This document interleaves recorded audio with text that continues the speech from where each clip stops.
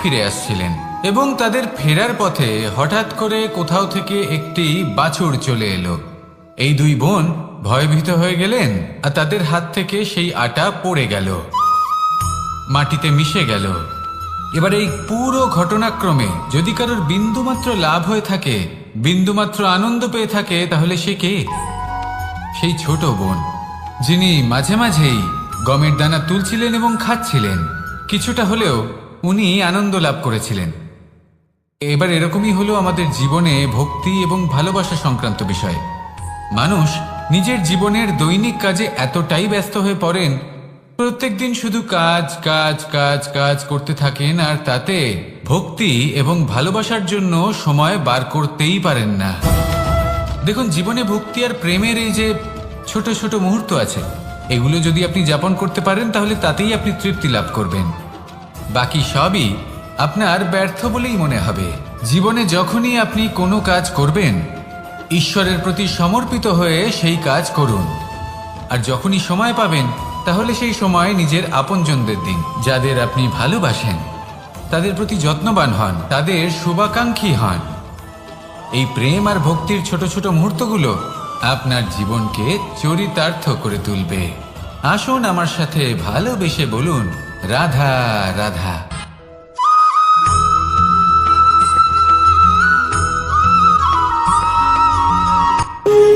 যখন মানুষের মৃত্যু হয় তখন কি হয়? অনেক সংখ্যক মানুষ শোক পালন করতে চলে আসেন। যে ব্যক্তি মৃত্যু লাভ করেছেন তার অনেক বস্তু থাকে যেগুলো তার প্রিয়, যেগুলো তিনি ব্যবহার করেছেন। তার শয্যা, তার বস্ত্র, তার আভূষণ সবকিছু তার থেকে বিচ্ছিন্ন করা হয় এবং খালি হাতে তাকে শ্মশানের উদ্দেশ্যে রওনা করা হয়। আমি আপনাকে এই প্রশ্ন করতে চাই, আপনি এই সংসারে কি অর্জন করেছেন? ধন সম্পত্তি, বস্ত্র, আভূষণ, এই সব কিছু যে আপনি অর্জন করেছেন, আপনার মৃত্যুর পরে তা আপনার থেকে দূর হয়ে যাবে। এর উত্তর হলো একটাই, আপনার কর্ম।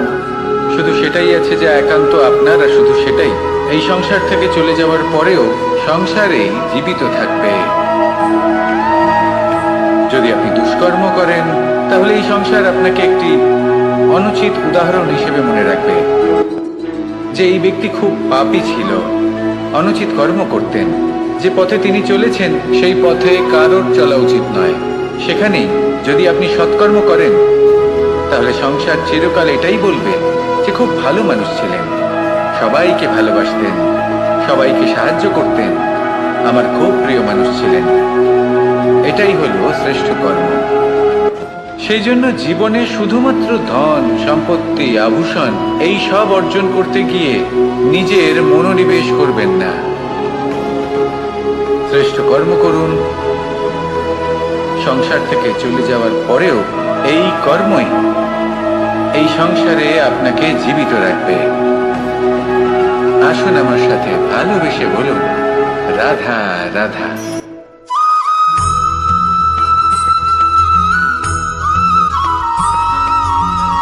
পুরুষার্থ। শাস্ত্রে 4 ধরনের পুরুষার্থের কথা বলা হয়েছে। প্রথম হলো ধর্ম। আপনি কি জানেন এই ধর্ম আসলে কি? আপনার কি মনে হয় ধর্ম আসলে কি? কোনো বিশেষ ঈশ্বরকে মানাই কি ধর্ম বলা হয়? নাকি কোনো বিশেষ রীতি পালন করাই হলো ধর্ম? নাকি কোনো বিশেষ সাহিত্যকে সর্বশ্রেষ্ঠ মনে করাই হলো ধর্ম? না, ধর্ম হলো সেটা যাকে ধারণ করা যেতে পারে। আর ধারণ শুধু সেটাই করা যায় যা পবিত্র। পবিত্র শুধু তাকেই বলা হয় যা নিঃস্বার্থ, যার মধ্যে শাসন করার কোনো ইচ্ছে নেই, যা সরলভাবেই প্রবাহমান, জল এবং বায়ুর মতো। যখন কোনো ব্যক্তি ধর্মকে ধারণ করেন এবং সেই ধর্ম সেই ব্যক্তিকে রক্ষা করে, তখন তাকে ধর্ম বলা হয়। ধর্ম যা রক্ষা করে অহংকার থেকে, খারাপ চিন্তার হাত থেকে। সেই জন্য পুরুষার্থ গড়ে তোলার আগে, ধর্ম পালন করার আগে ধর্মের প্রকৃত অর্থ কি সেটা বুঝে নিন। এটা জেনে রাখুন যে সমস্ত ধর্মের আধার, সমস্ত ধর্মের ভিত শুধুমাত্র ভালোবাসা। আসুন আর এই ভালোবাসার সাথেই বলুন, রাধা রাধা।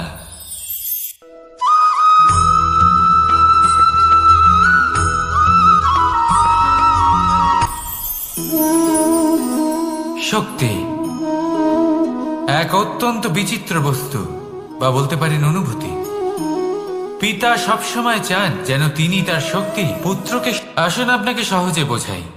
যদি আপনি সুপাত্র হন আর আপনাকে শক্তি দেওয়া হয়, তাহলে আপনি সেই শক্তির গুরুত্ব বুঝবেন, কোথায় সেই শক্তি প্রয়োগ করা উচিত সেটা বুঝবেন। আর এটা যেহেতু অর্জন করা শক্তি হবে, সেই শক্তির অপব্যবহার হবে না। কিন্তু যদি এই আপনি কুপাত্র হন আর যদি আপনাকে এই শক্তি দেওয়া হয়, তাহলে কি হবে?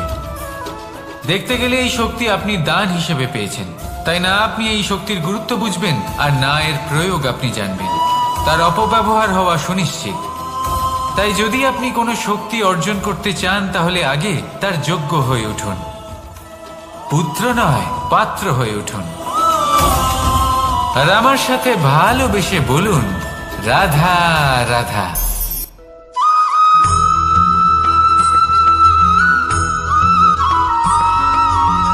কথায় আছে যে এমন কোনো অক্ষর নেই যার দ্বারা কোনো মন্ত্র হয় না। এমন কোনো বনস্পতি নেই যা নিজেই একটা ঔষধি নয়। পৃথিবীর এমন কোনো ব্যক্তি নেই যার মধ্যে কোনো যোগ্যতা থাকে না। শুধু প্রয়োজন হলো যে ব্যক্তিকে আমরা খুঁজে চলেছি তাকে সঠিকভাবে চিনে নেওয়া। যদি তার যোগ্যতা, তার বিশেষত্ব আমরা বুঝতেই না পারি, তাহলে আর লাভ কি রইল? এই সংসারে এমন অনেক ব্যক্তি রয়েছেন যারা ছোট ছোট অসফলতার কারণে আপনাকে এটা বলে দেবে যে আপনি কোনো কাজের নন, আপনি হলেন মূর্খ, আপনি কিছুই করতে পারবেন না। এইসব কথায় কখনোই বিশ্বাস করবেন না, কারণ আপনি এবং প্রত্যেকটি জীব এই পরমাত্মা এবং এই প্রকৃতির সৃষ্টি, যা অত্যন্ত বিশেষ। যদি আপনাকে উদাহরণ দিই, তাহলে একদিকে আছে তরোয়াল, একটা বড় লম্বা তরোয়াল যার দ্বারা যুদ্ধ করা যায়, জয়লাভ করা যায়। আর অন্যদিকে রয়েছে একটা ছোট্ট সূচ, কিন্তু যে কাজ একটা ছোট্ট সূচ করতে পারে তা একটা তরোয়াল দ্বারা সম্ভব নয়। এর অর্থ হলো এটাই যে প্রত্যেকটা রচনা অত্যন্ত অমূল্য এবং অত্যন্ত বিশেষ হয়। তাহলে বিশ্বাস রাখুন যে আপনি অত্যন্ত বিশেষ একজন। আর প্রেমের সাথে বলুন, রাধা রাধা।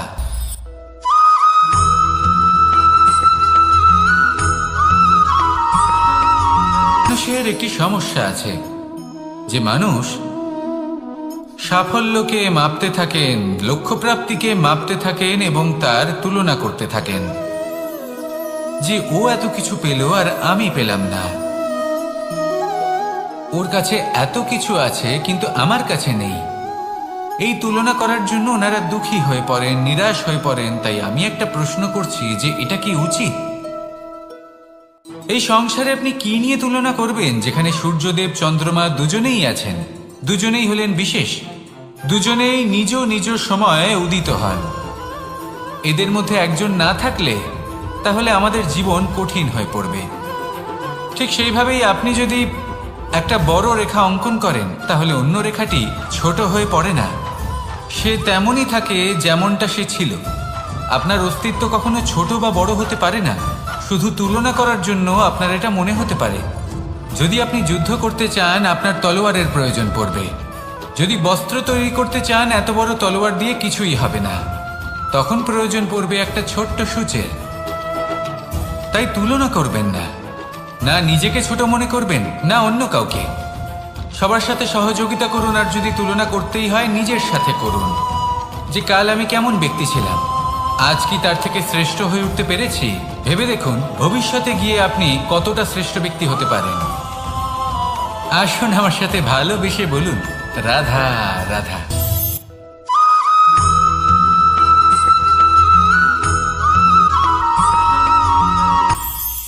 এটা হলো ধান গাছ। এর থেকে যে চাল উৎপন্ন হয় তা মানুষ গ্রহণ করেন। আর এটা কি? এ হলো জংলি ঘাস। একবার ভেবে দেখুন, যদি এই জংলি ঘাস ধান গাছের আশেপাশে থাকে তাহলে কি হবে? ধান উৎপন্ন হতে পারবে? তা উৎকৃষ্ট হতে পারবে? আমরা কি তা গ্রহণ করতে পারবো? কখনোই নয়। এই জংলি ঘাস ধানকে নষ্ট করে দেবে, কিন্তু নিজে জীবিত থাকবে। এটাই হলো আজকের শিক্ষা। এই সংসারে যদি আপনি নীতির পথে চলতে চান, উচিত কর্ম করতে চান, সংসারকে সেবা করতে চান, তাহলে জংলি ঘাসের মতো ব্যক্তিদের থেকে সবসময় দূরে থাকতে হবে। সেই ব্যক্তি যারা দুর্নীতি এবং মিথ্যা দ্বারা পরিপূর্ণ, যাদের ব্যবহার অশুভ, যাদের অনেক অশুভ গুণ রয়েছে, তারা সঠিক নয়। সেই সকল ব্যক্তি যাদের চরিত্র অত্যন্ত দুষ্ট হয়, তারা হয় শুভ চরিত্রের ব্যক্তিকে একদম নষ্ট করে দেয়, নয় নিজের মতো বানিয়ে তোলে।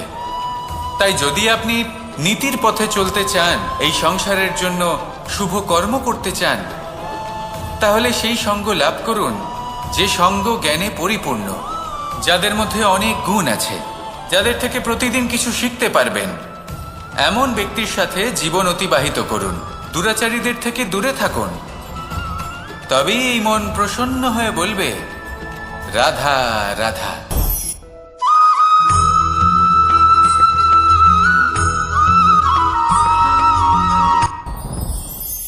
সাথী।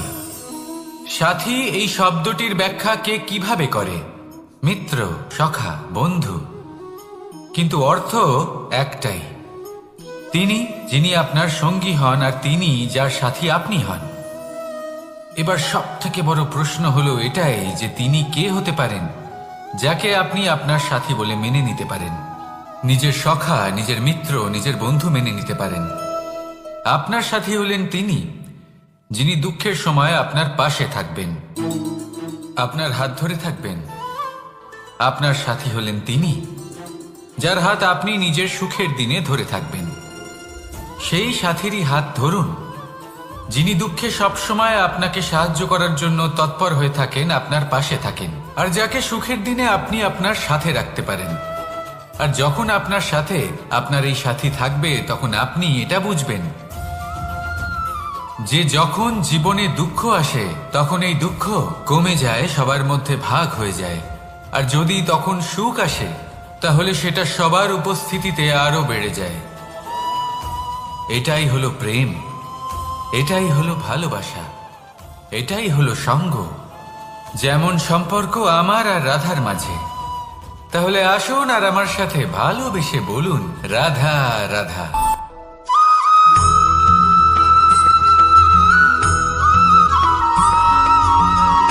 কথায় আছে, অন্ধকারে প্রদীপ প্রজ্বলিত করলে চতুর্দিক আলোকিত হয়। কিন্তু যদি এই প্রদীপ আমি সূর্যের আলোর সম্মুখে সকালবেলায় প্রজ্বলিত করে রেখে দিই, তাহলে কি হবে? আপনি বলবেন যে এটা করে তো কোনো লাভই হলো না। সূর্যের প্রকাশের সামনে এই প্রদীপ আসলে কিছুই নয়। এবার এই চিন্তা ভাবনা প্রত্যেক দিন করতে হবে, আর একটা অমূল্য শিক্ষা পেতে হবে। মনে করুন যে আপনি মহাপুরুষের সামনে বসে আছেন, কোনো মহাজ্ঞানীর সামনে। তাহলে সেই ব্যক্তির সামনে নিজের জ্ঞানের প্রদীপ প্রজ্বলিত করবেন না, নীরব থাকুন, আর সেই ব্যক্তির সূর্যের প্রকাশের মতো জ্ঞান প্রাপ্ত করুন। যতটা পারবেন জ্ঞান লাভ করুন। যদি এমন কোনো সময়, এমন কোনো স্থানে আপনি আছেন যেখানে চতুর্দিক অন্ধকার, কারোর কাছেই জ্ঞান নেই, সেখানে নিজের জ্ঞানের প্রদীপ প্রজ্বলিত করুন। এমন করলে দুদিক থেকেই আপনার লাভ হবে। আপনার জ্ঞান প্রাপ্তিও হবে, আর জ্ঞানের সঠিক প্রয়োগও করতে পারবেন। আর এই মন প্রসন্ন হয়ে বলবে, রাধা রাধা।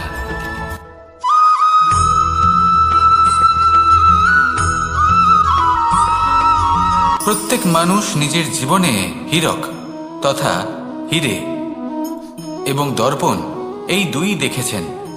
এই দুই হলো সাদা, এবং এরা দুজনেই আলোর প্রতিফলন ঘটায়, এবং এরা দুজনেই উজ্জ্বল হয়ে ওঠে।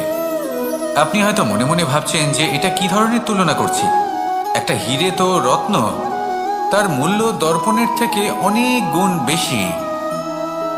কিন্তু হীরে থাকাতে দর্পণের মূল্য কিন্তু কোনো অংশে কমে যায় না, তাই না?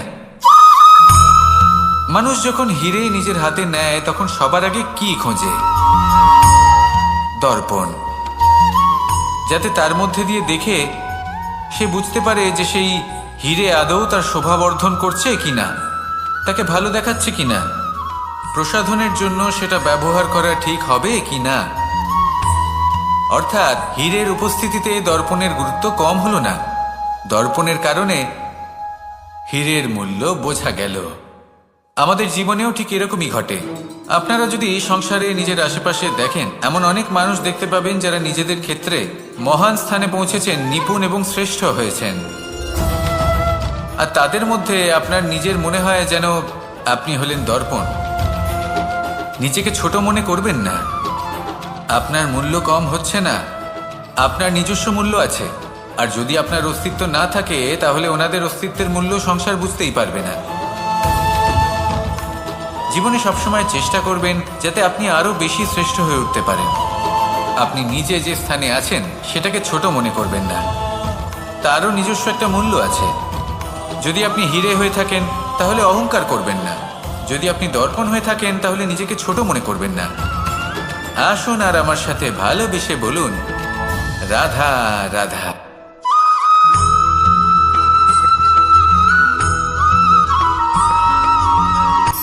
শক্তি, শক্তি অর্জন করা এতটা কঠিন নয় যতটা শক্তি লাভ করার পরে সেই শক্তি সামলানো কঠিন হয়। কারণ যেই মানুষ শক্তি লাভ করে তার মনে গর্ববোধ জন্মায়, জন্মায় অহংকার, জন্মায় জেদ।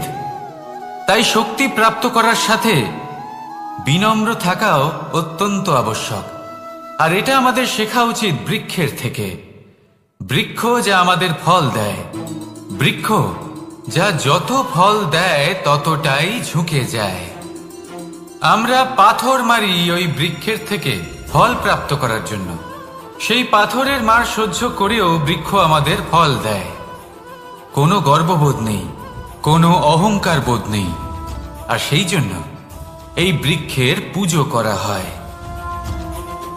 এটাই হলো মাহাত্ম্য শক্তির সাথে বিনম্রতার। যদি এই শক্তি সৃজন করে থাকে, সাহায্য করে থাকে, সম্বল হয়ে থাকে, তবেই সেই শক্তি উপযুক্ত। আর নয়তো সেই শক্তি একদিন আপনাকে আসক্ত অবশ্যই করবে। তাহলে শক্তি অবশ্যই অর্জন করুন, কিন্তু তার সাথে সেই শক্তি সামলানোর মতো বিবেকও আপনাকে অবশ্যই জাগ্রত করতে হবে।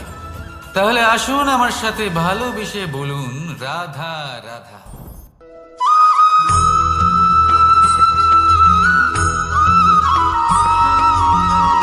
কথায় আছে, অন্ধকারে প্রদীপ প্রজ্বলিত করলে চতুর্দিক আলোকিত হয়। কিন্তু যদি এই প্রদীপ আমি সূর্যের আলোর সম্মুখে সকালবেলায় প্রজ্বলিত করে রেখে দিই, তাহলে কি হবে? আপনি বলবেন যে এটা করে তো কোনো লাভই হলো না। সূর্যের প্রকাশের সামনে এই প্রদীপ আসলে কিছুই নয়। এবার এই চিন্তা ভাবনা প্রত্যেক দিন করতে হবে, আর একটা অমূল্য শিক্ষা পেতে হবে। মনে করুন যে আপনি মহাপুরুষের সামনে বসে আছেন, কোনো মহাজ্ঞানীর সামনে। তাহলে সেই ব্যক্তির সামনে নিজের জ্ঞানের প্রদীপ প্রজ্বলিত করবেন না, নীরব থাকুন। আর সেই ব্যক্তির সূর্যের প্রকাশের মতো জ্ঞান প্রাপ্ত করুন। যতটা পারবেন জ্ঞান লাভ করুন। যদি এমন কোনো সময়, এমন কোনো স্থানে আপনি আছেন যেখানে চতুর্দিক অন্ধকার, কারোর কাছেই জ্ঞান নেই, সেখানে নিজের জ্ঞানের প্রদীপ প্রজ্বলিত করুন। এমন করলে দুদিক থেকেই আপনার লাভ হবে। আপনার জ্ঞান প্রাপ্তিও হবে, আর জ্ঞানের সঠিক প্রয়োগও করতে পারবেন। আর এই মন প্রসন্ন হয়ে বলবে, রাধা রাধা।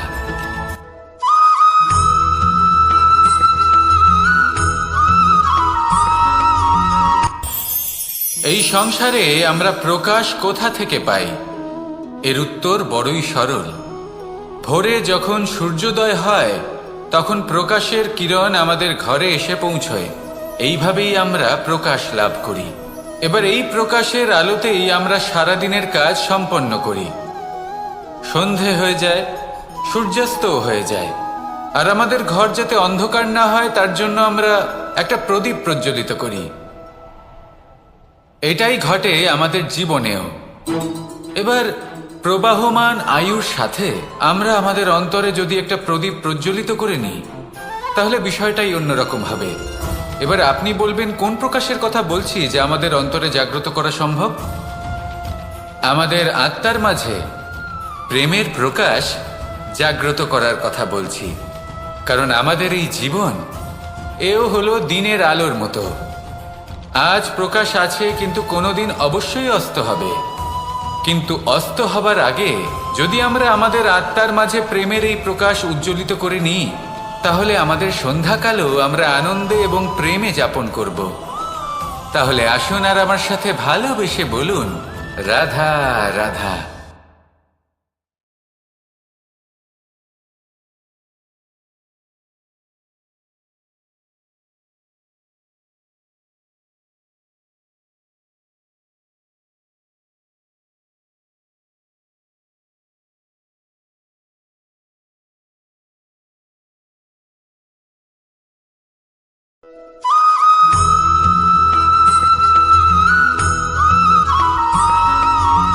কথায় আছে যে এমন কোনো অক্ষর নেই যার দ্বারা কোনো মন্ত্র হয় না। এমন কোনো বনস্পতি নেই যা নিজেই একটা ঔষধি নয়। পৃথিবীর এমন কোনো ব্যক্তি নেই যার মধ্যে কোনো যোগ্যতা থাকে না। শুধু প্রয়োজন হলো যে ব্যক্তিকে আমরা খুঁজে চলেছি তাকে সঠিকভাবে চিনে নেওয়া। যদি তার যোগ্যতা, তার বিশেষত্ব আমরা বুঝতেই না পারি, তাহলে আর লাভ কি রইল? এই সংসারে এমন অনেক ব্যক্তি রয়েছেন যারা ছোট ছোট অসফলতার কারণে আপনাকে এটা বলে দেবে যে আপনি কোনো কাজের নন, আপনি হলেন মূর্খ, আপনি কিছুই করতে পারবেন না। এইসব কথায় কখনোই বিশ্বাস করবেন না। কারণ আপনি এবং প্রত্যেকটি জীব এই পরমাত্মা এবং এই প্রকৃতির সৃষ্টি, যা অত্যন্ত বিশেষ। যদি আপনাকে উদাহরণ দিই, তাহলে একদিকে আছে তরোয়াল, একটা বড় লম্বা তরোয়াল, যার দ্বারা যুদ্ধ করা যায়, জয়লাভ করা যায়। আর অন্যদিকে রয়েছে একটা ছোট্ট সূচ। কিন্তু যে কাজ একটা ছোট্ট সূচ করতে পারে, তা একটা তরোয়াল দ্বারা সম্ভব নয়। এর অর্থ হলো এটাই যে প্রত্যেকটা রচনা অত্যন্ত অমূল্য এবং অত্যন্ত বিশেষ হয়। তাহলে বিশ্বাস রাখুন যে আপনি অত্যন্ত বিশেষ একজন। আর প্রেমের সাথে বলুন, রাধা রাধা।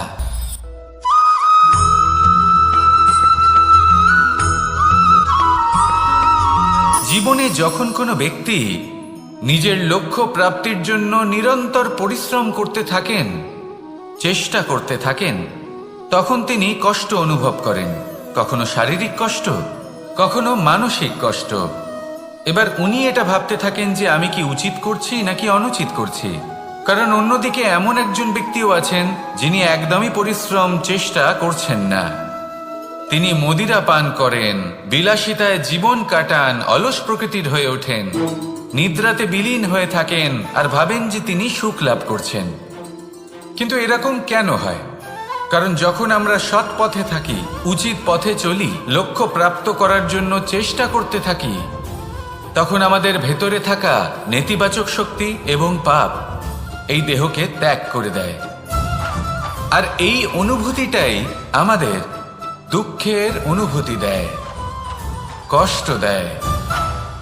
এবার সেখানে যদি আমরা কুপথে চলি, অনুচিত পথে চলতে থাকি, তাহলে আমাদের ভেতরে থাকা পুণ্য এবং ধনাত্মক শক্তি আমাদের দেহ ত্যাগ করে দেয়। আর এই অনুভূতির কারণেই আমরা সুখ অনুভব করি। কিন্তু কখনো ভাববেন যে এই সুখ বেশি সময় পর্যন্ত থাকে না। সেই জন্য সবসময় মনে রাখবেন, যদি আপনি জানেন যে এটাই আপনার লক্ষ্য, এটাই উচিত পথ, শুভ পথ, তাতে নিরন্তরভাবে এগিয়ে যেতে চেষ্টা করতে থাকুন। এই কষ্ট আপনাকে সুখের পরাকাষ্ঠায় কখন পৌঁছে দেবে তা আপনি জানতেই পারবেন না।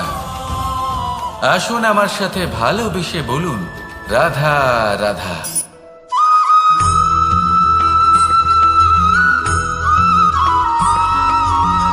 এই দড়িটা দেখুন, ছোট ছোট রেশম দ্বারা তৈরি, এটা সরু সুতো দ্বারা তৈরি হয়েছে এটা, আর এ অত্যন্ত কোমলও বটে। আর আপনি চাইলে এটা সোজাও করে দিতে পারেন, আর চাইলে এটা বেঁকিয়েও দিতে পারেন, আর যদি চান তাহলে এটা গোল গোল করে বেঁধে কোথাও রেখেও দিতে পারেন। এবার এই কোমল দড়ি যদি কোনো নিষ্ঠুর কঠিন পাথরে বারংবার জড়িয়ে দেওয়া হয়, তাহলেও তাকেও কাটতে পারে, নিজের ছাপ ছেড়ে যেতে পারে, সেটার আকারও বদলে ফেলতে পারে। এবার এর কারণ কি? এর কারণ হলো অভ্যাস আর নিরন্তর প্রচেষ্টা। যদি আপনিও চেষ্টা করেন আর নিরন্তর কর্ম করে যান, তাহলে আপনার প্রারব্ধ পাথরের মতো কঠিনই হোক না কেন, তাতে ভাঙন ধরিয়েও আপনি নিজের লক্ষ্যে অবশ্যই পৌঁছতে পারবেন। একটা গুরুত্বপূর্ণ কথা মনে রাখবেন,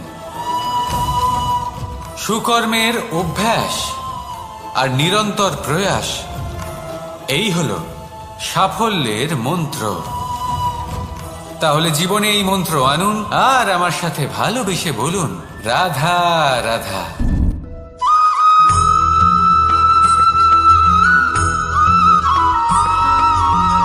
এই সংসারে কোনো বস্তু হোক বা ব্যক্তি হোক, তার একার গুরুত্ব কিন্তু খুব বেশি নয়। একটা উদাহরণ হিসেবে বৃষ্টির ফোঁটাকে ভেবে দেখুন।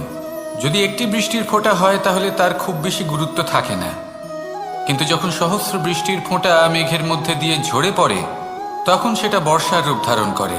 সেই বর্ষা যা এই প্রকৃতিকে শান্ত করে।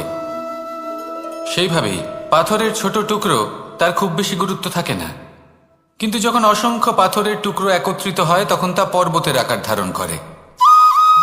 সেইভাবেই কিছু মানুষ যখন একত্রিত হন তখন তৈরি হয় পরিবার, কিছু পরিবার যখন একত্রিত হয় তখন তৈরি হয় সমাজ, যখন অনেক সংখ্যক সমাজ একত্রিত হয় তখন তৈরি হয় রাজ্য।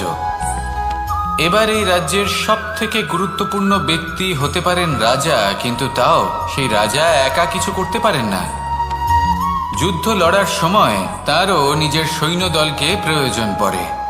কিন্তু এই সংসারে এমন একজন ব্যক্তি আছেন যিনি একাই সব কাজ করতে থাকেন, এবং সেই ব্যক্তি হলেন মা। আমাদের জীবনে একজন পিতার ভূমিকা কিন্তু নিঃসন্দেহে অমূল্য, কিন্তু আমাদের সকলের জীবনে যে ভূমিকা একজন মায়ের তা অন্য কারোর থাকে না। একজন মা একাই সন্তানকে বড় করতে পারেন, সংস্কারী করে তুলতে পারেন, তার জন্য পরিশ্রম করেন। আর এত কিছু কাজ করার পরেও তার কাজের জন্য তিনি প্রশংসা অবশ্য পান না। উল্টে যদি সেই সন্তান অনুচিত পথে চালিত হয়, অনুচিত কর্ম করে, তখন সেই মাকেই অপবাদের পাত্র হয়ে উঠতে হয়। আমাদের জীবনে মায়ের যোগদান কতটা সেটা বুঝুন। আপনাকে বড় করে তোলার জন্য উনি কতটা পরিশ্রম করেছেন সেটা বুঝুন। আজ থেকে, এখন থেকে, এই মুহূর্ত থেকে মাকে সম্মান করতে শিখুন। যখন সময় পাবেন, যখন সুযোগ হবে, তখন তার প্রশংসা করুন, ওনারও ভালো লাগবে। আর মায়ের এই মমতার জন্য, তার এই ভূমিকার জন্য আসুন সবাই মিলে আমরা তাকে প্রণাম করি, আর সকলে মিলে ভালোবেসে বলি, রাধা রাধা।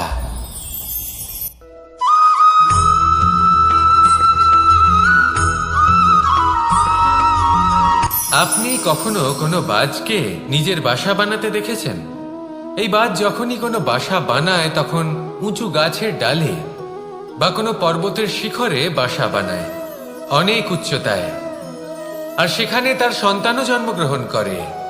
যখন এই সন্তানেরা জন্মায় তখন এই বাজ খুবই ভালোবেসে এবং খুব সাবধানে এদের পালন পোষণ করে, নিজের ঠোঁট দিয়ে তাদের ঠোঁটে খাবার পরিবেশন করে। কিন্তু যেই সেই সন্তানেরা হৃষ্টপুষ্ট হয়ে যায় এবং সেই কথা বাজ নিজে বুঝতে পেরে যায়, সেই বাজ নিজেই সেই বাসা ছিন্ন ভিন্ন করে দেয়। সেই সন্তান যাদের সবেমাত্র ডানা গজিয়েছে, কিভাবে উঠতে হয় তারা জানে না, সেই সন্তানগুলিকে উচ্চতা থেকে ঠেলে দেয়। সেই সন্তান প্রথমে ভয়ভীত হয়ে যায়। তারা সামনে মৃত্যুকে দেখতে পেয়ে ভয়ের কারণে তাদের ডানা ঝাপটাতে থাকে, আর সেই প্রক্রিয়াতে সেই সন্তানগুলি উড়তে শুরু করে দেয়। এবার এই ঘটনায় আমরা কি শিক্ষা পেতে পারি? এটাই, যদি আপনি মাতা পিতা হন তাহলে নিজের সন্তানকে অবশ্যই স্নেহ করুন, কিন্তু তাদেরকে নিজের আঁচলের তলায় বেঁধে রাখবেন না। যদি আপনি চান আপনার সন্তান জীবনে উন্নতি করুক, তাহলে নিজের মুঠো থেকে তাদের স্বতন্ত্র করে দিন। এই সংসারে সংঘর্ষ করতে দিন। সেই সন্তান নিজেই বুঝতে পারবে যে জন্মের সময় পাওয়া ডানা কি করে ব্যবহার করতে হয়। আর আপনার চোখের সামনে আপনার সন্তান এই আকাশে উড়তে থাকবে। তাহলে আসুন আমার সাথে ভালোবেসে বলুন, রাধা রাধা।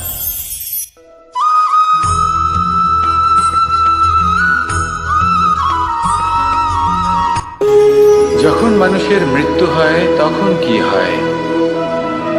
অনেক সংখ্যক মানুষ শোক পালন করতে চলে আসেন।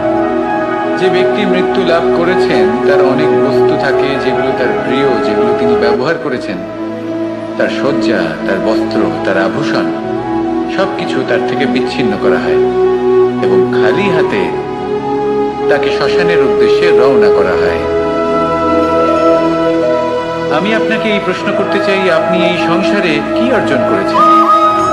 ধন সম্পত্তি, বস্ত্র, আভূষণ, এই সব কিছু যে আপনি অর্জন করেছেন, আপনার মৃত্যুর পরে তা আপনার থেকে দূর হয়ে যাবে। এর উত্তর হলো একটাই, আপনার কর্ম। শুধু সেটাই আছে যা একান্ত আপনার, আর শুধু সেটাই এই সংসার থেকে চলে যাওয়ার পরেও সংসারেই জীবিত থাকবে। যদি আপনি দুষ্কর্ম করেন তাহলে এই সংসার আপনাকে একটি অনুচিত উদাহরণ হিসেবে মনে রাখবে যে এই ব্যক্তি খুব পাপী ছিল, অনুচিত কর্ম করতেন। যে পথে তিনি চলেছেন সেই পথে কারোর চলা উচিত নয়। সেখানেই যদি আপনি সৎকর্ম করেন তাহলে সংসার চিরকাল এটাই বলবে যে খুব ভালো মানুষ ছিলেন, সবাইকে ভালোবাসতেন, সবাইকে সাহায্য করতেন, আমার খুব প্রিয় মানুষ ছিলেন। এটাই হলো শ্রেষ্ঠ কর্ম। সেই জন্য জীবনে শুধুমাত্র ধন সম্পত্তি, আভূষণ এই সব অর্জন করতে গিয়ে নিজের মনোনিবেশ করবেন না। শ্রেষ্ঠ কর্ম করুন। সংসার থেকে চলে যাওয়ার পরেও এই কর্মই এই সংসারে আপনাকে জীবিত রাখবে। আসুন আমার সাথে ভালোবেসে বলুন, রাধা রাধা।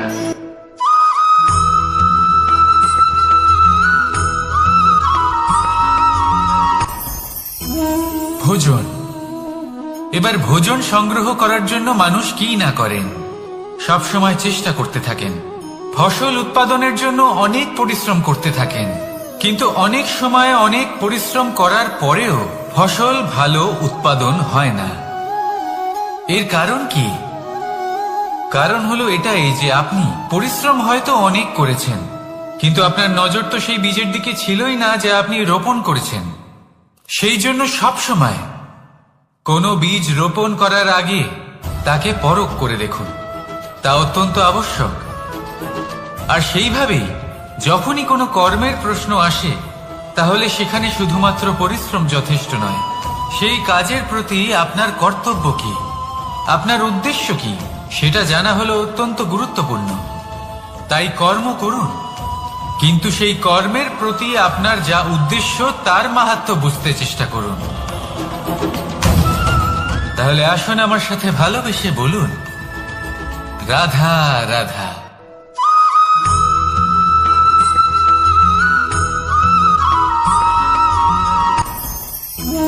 ভোজন। এবার ভোজন সংগ্রহ করার জন্য মানুষ কি না করেন, সব সময় চেষ্টা করতে থাকেন। ফসল উৎপাদনের জন্য অনেক পরিশ্রম করতে থাকেন, কিন্তু অনেক সময় অনেক পরিশ্রম করার পরেও ফসল ভালো উৎপাদন হয় না। এর কারণ কি? কারণ হলো এটাই যে আপনি পরিশ্রম হয়তো অনেক করেছেন, কিন্তু আপনার নজর তো সেই বীজের দিকে ছিলই না যা আপনি রোপণ করেছেন। সেই জন্য সব সময় কোনো বীজ রোপণ করার আগে তাকে পরখ করে দেখুন, তা অত্যন্ত আবশ্যক। আর সেইভাবেই যখনই কোনো কর্মের প্রশ্ন আসে, তাহলে সেখানে শুধুমাত্র পরিশ্রম যথেষ্ট নয়। সেই কাজের প্রতি আপনার কর্তব্য কি, আপনার উদ্দেশ্য কি, সেটা জানা হলো অত্যন্ত গুরুত্বপূর্ণ। তাই কর্ম করুন, কিন্তু সেই কর্মের প্রতি আপনার যা উদ্দেশ্য তার মাহাত্ম্য বুঝতে চেষ্টা করুন। তাহলে আসুন আমার সাথে ভালোবেসে বলুন, রাধা রাধা।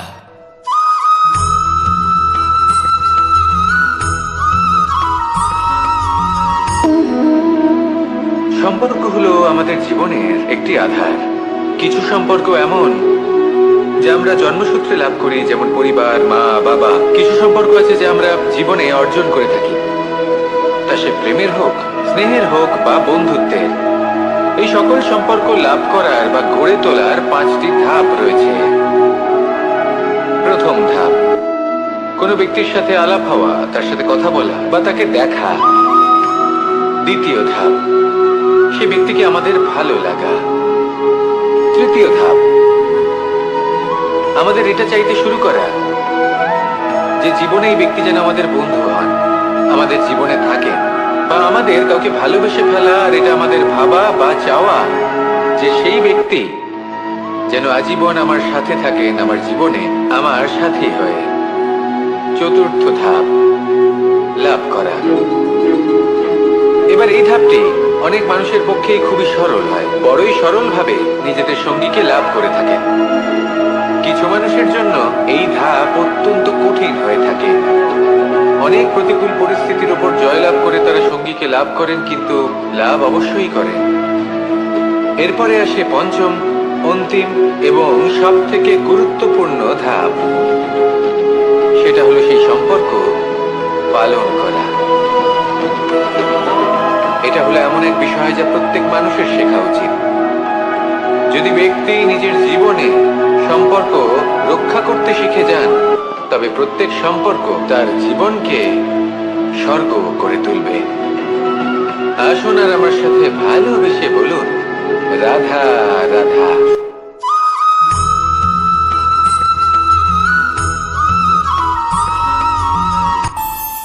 আমাদের মনে যখন কোনো প্রশ্ন ওঠে, কোনো দ্বন্দ্ব জাগে, তখন আমরা যাই আমাদের গুরুর কাছে, আমাদের আরাধ্যের কাছে গিয়ে জিজ্ঞেস করি। এইভাবেই একদিন আমি পৌঁছলাম আমার আরাধ্যের কাছে, আমার মহাদেবের কাছে, আর ওনাকে প্রশ্ন করলাম যে মহাদেব, জীবনে আনন্দ পাওয়ার, উৎসব পালনের, প্রেম ভাগ করে নেবার, জীবনকে উপভোগ করে নেওয়ার সর্বশ্রেষ্ঠ সময় কোনটা? মহাদেব হাসলেন আর উনি বললেন, জীবনে উৎসব পালনের সব থেকে শ্রেষ্ঠ দিন হল মৃত্যুর ঠিক আগের দিনটা। প্রেম ভাগ করে নেওয়ার সব থেকে শ্রেষ্ঠ মুহূর্ত হল মৃত্যুর ঠিক আগের মুহূর্ত।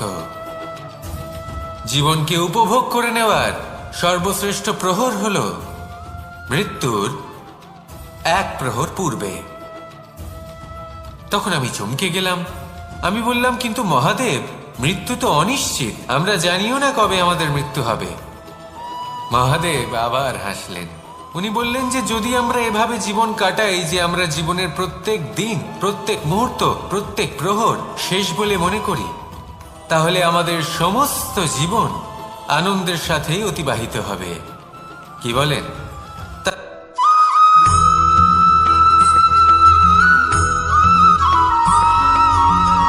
এই সংসারে কোনো বস্তু হোক বা ব্যক্তি হোক, তার একার গুরুত্ব কিন্তু খুব বেশি নয়। একটা উদাহরণ হিসেবে বৃষ্টির ফোঁটাকে ভেবে দেখুন। যদি একটি বৃষ্টির ফোঁটা হয় তাহলে তার খুব বেশি গুরুত্ব থাকে না, কিন্তু যখন সহস্র বৃষ্টির ফোঁটা মেঘের মধ্যে দিয়ে ঝরে পড়ে, তখন সেটা বর্ষার রূপ ধারণ করে। সেই বর্ষা যা এই প্রকৃতিকে শান্ত করে। সেইভাবেই পাথরের ছোট টুকরো, তার খুব বেশি গুরুত্ব থাকে না, কিন্তু যখন অসংখ্য পাথরের টুকরো একত্রিত হয় তখন তা পর্বতের আকার ধারণ করে। সেইভাবেই কিছু মানুষ যখন একত্রিত হন তখন তৈরি হয় পরিবার, কিছু পরিবার যখন একত্রিত হয় তখন তৈরি হয় সমাজ, যখন অনেক সংখ্যক সমাজ একত্রিত হয় তখন তৈরি হয় রাজ্য। এবার এই রাজ্যের সব থেকে গুরুত্বপূর্ণ ব্যক্তি হতে পারেন রাজা, কিন্তু তাও সেই রাজা একা কিছু করতে পারেন না। যুদ্ধ লড়ার সময় তারও নিজের সৈন্যদলকে প্রয়োজন পড়ে। কিন্তু এই সংসারে এমন একজন ব্যক্তি আছেন যিনি একাই সব কাজ করতে থাকেন, এবং সেই ব্যক্তি হলেন মা। আমাদের জীবনে একজন পিতার ভূমিকা কিন্তু নিঃসন্দেহে অমূল্য, কিন্তু আমাদের সকলের জীবনে যে ভূমিকা একজন মায়ের তা অন্য কারোর থাকে না। একজন মা একাই সন্তানকে বড় করতে পারেন, সংস্কারী করে তুলতে পারেন, তার জন্য পরিশ্রম করেন। আর এত কিছু কাজ করার পরেও তার কাজের জন্য তিনি প্রশংসা অবশ্য পান না। উল্টে যদি সেই সন্তান অনুচিত পথে চালিত হয়, অনুচিত কর্ম করে, তখন সেই মাকেই অপবাদের পাত্র হয়ে উঠতে হয়। আমাদের জীবনে মায়ের যোগদান কতটা সেটা বুঝুন। আপনাকে বড় করে তোলার জন্য উনি কতটা পরিশ্রম করেছেন সেটা বুঝুন। আজ থেকে, এখন থেকে, এই মুহূর্ত থেকে মাকে সম্মান করতে শিখুন। যখন সময় পাবেন, যখন সুযোগ হবে, তখন তার প্রশংসা করুন, ওনারও ভালো লাগবে। আর মায়ের এই মমতার জন্য, তার এই ভূমিকার জন্য আসুন সবাই মিলে আমরা তাকে প্রণাম করি, আর সকলে মিলে ভালোবেসে বলি, রাধা রাধা।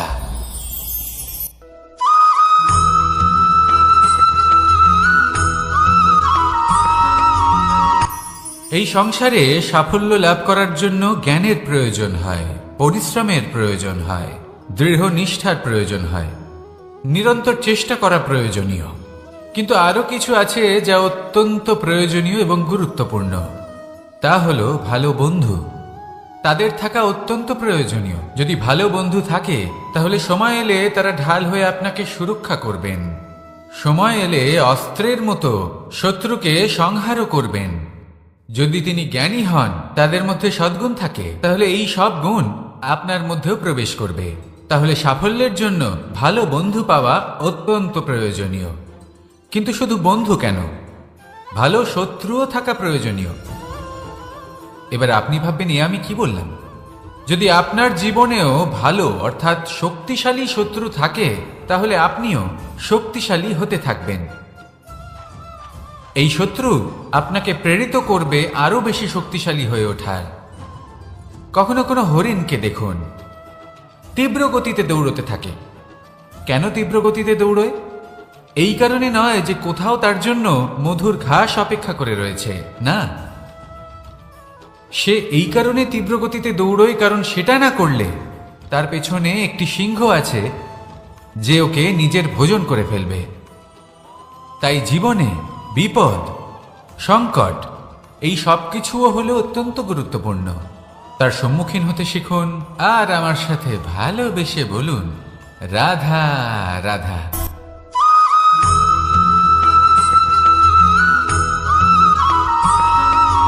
কথায় আছে, প্রত্যেক পুত্র তার পিতার প্রতিচ্ছবি হয়, আর সমস্ত প্রতিচ্ছবি চায় যেন সে তার অস্তিত্ব প্রাপ্ত করতে পারে। পুত্র চায় সে যেন তার পিতার মতো হয়, বা কখনো কখনো তার থেকেও শ্রেষ্ঠ হয়। সেটা কোনো অনুচিত ব্যাপার নয়।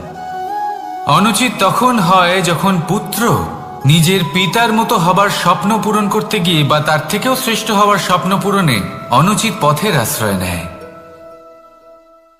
কারণ তারপরে সে তার পিতার গুণগুলি আত্মসাৎ করতে চায় না।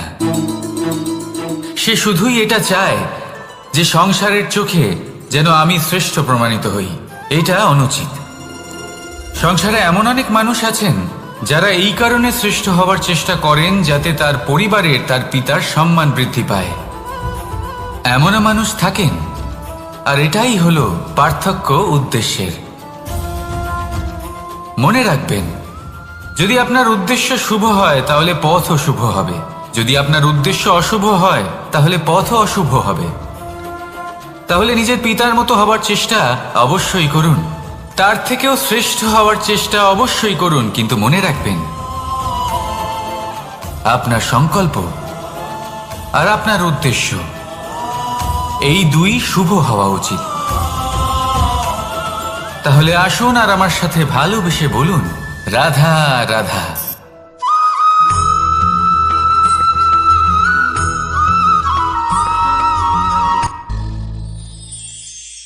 শিশিরের বিন্দু পাতার ওপর পড়ে আর তার গায়ে লেগে থাকে। পাতা তাকে শুষে নিতে পারে না, আর শেষ পর্যন্ত সে ঝরে পড়ে যায়। অন্যদিকে রয়েছে মেঘ এবং চাতক। এদের মধ্যে অনেক দূরত্ব থাকে। মেঘ থাকে আকাশে আর চাতক থাকে ধরিত্রীতে। কিন্তু যখন এই মেঘ থেকে বৃষ্টি ঝরে পড়ে, এই চাতক কিন্তু সেই জলই পান করে, নয়তো সে তৃষ্ণার্ত থেকে যায়। এবার অন্যদিকে দেখলাম শিশির বিন্দু আর পাতার এই সম্পর্ক। এরা খুব কাছাকাছি থাকে, ঘনিষ্ঠও থাকে। অন্যদিকে রয়েছে মেঘ এবং চাতকের সম্পর্ক, যাদের মধ্যে অনেক দূরত্ব থাকা সত্ত্বেও তারা খুব ঘনিষ্ঠ, তাই না? এই সারমর্ম খুব সরল। এই নৈকট্য, এই দূরত্ব, তা আপনার সম্পর্কে প্রভাব কিছুতেই ফেলতে পারে না। এই নৈকট্য, এই দূরত্ব, এইসব হলো শুধুমাত্র মনের ব্যাপার। কখনো আপনি অনুভব করেছেন আপনি কারোর থেকে অনেক অনেক দূরে আছেন, অনেক দূরে আছেন, তাও সেই ব্যক্তির প্রতি আপনি টান অনুভব করেন। সেখানে আপনি কারোর সাথে প্রত্যেক দিন অতিবাহিত করেন, সমস্ত জীবন অতিবাহিত করেন, সব থেকে বেশি সময় তার সাথে অতিবাহিত করেন, তাও তার প্রতি সেই টান অনুভব করেন না। এই সংকেত হলো মনের দূরত্বের। তাহলে মনের এই দূরত্ব দূর করুন আর আমার সাথে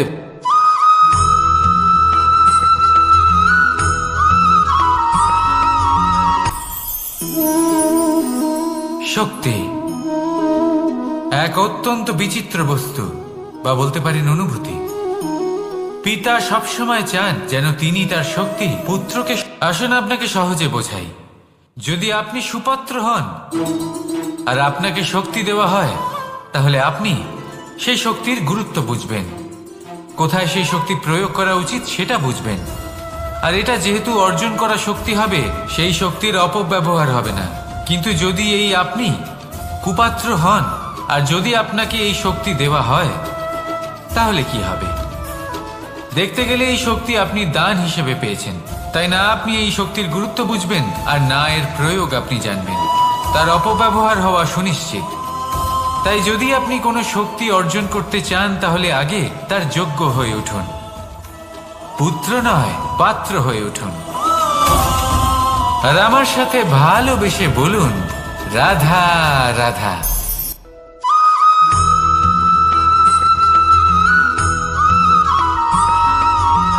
ভালো, শুধু ওনাদের কঠোর ব্যবহার দেখলে আমরা একটু ভয় পেয়ে যাই। এবার ওনাদের এই কঠোর ব্যবহার আমাদের ভালো না লাগলেও অত্যন্ত আবশ্যক, কারণ মাতার থেকে আমরা যে শক্তি লাভ করি তা যেন নিয়ন্ত্রণ হারিয়ে বিধ্বংসী না হয়ে ওঠে। আমরা যেন কোনো কুপথে না চলে যাই, আমরা কখনো যেন দোষ না করে ফেলি। শুধু সেই জন্য পিতা এবং গুরু একটু কঠোর হয়ে ওঠেন, এবং ওনাদের এই কঠোর আচরণ ভবিষ্যতে গিয়ে আমরা অবশ্যই বুঝতে পারি। জীবনে কিছু বছর আমরা এগিয়ে যাই আর তারপর আমরা বুঝতে পারি যে বাবা এবং গুরু আমাদের যথেষ্ট ভালোবাসতেন, কিন্তু ওনাদের ভালোবাসার বহিঃপ্রকাশ আলাদা। প্রয়োজনীয় হলো এটা দেখার, এটা বোঝার যে শুরু থেকে আমাদের প্রতি ওনাদের আচরণ কেমন ছিল। ওনাদের কঠোর হওয়ার পেছনে ওনাদের ভালোবাসাটা বোঝার চেষ্টা করুন, ওনাদের চিন্তাটা বোঝার চেষ্টা করুন, ওনাদের পথপ্রদর্শনের আড়ালে আপনার ভবিষ্যতের জন্য যে পরিকল্পনা ওনারা করেছেন সেটা বোঝার চেষ্টা করুন। তখন আপনারা বুঝতে পারবেন ওনাদের ভালোবাসাকে। আপনার মনের মধ্যে আপনা থেকেই ওনাদের প্রতি সম্মান জেগে উঠবে। নিজের পিতা এবং নিজের গুরু এই দুজনের প্রতি কৃতজ্ঞতা প্রকাশ করুন আর আমার সাথে ভালোবেসে বলুন, রাধা রাধা।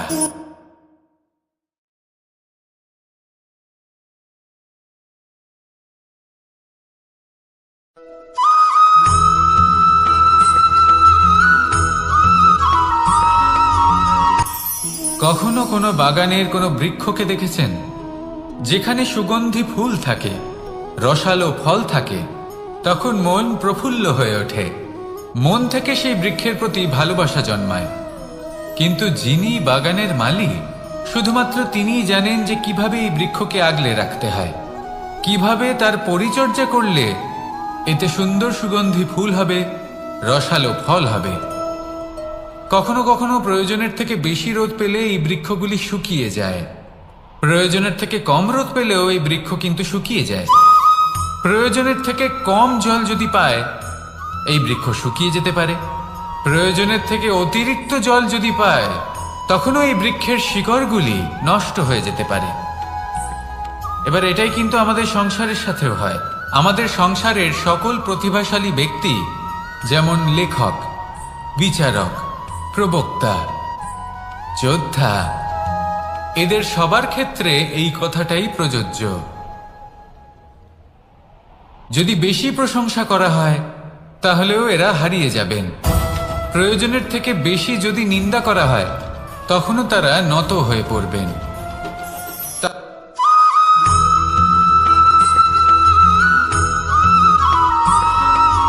কথায় আছে, প্রত্যেক পুত্র তার পিতার প্রতিচ্ছবি হয়, আর সমস্ত প্রতিচ্ছবি চায় যেন সে তার অস্তিত্ব প্রাপ্ত করতে পারে। পুত্র চায় সে যেন তার পিতার মতো হয়, বা কখনো কখনো তার থেকেও শ্রেষ্ঠ হয়। সেটা কোনো অনুচিত ব্যাপার নয়।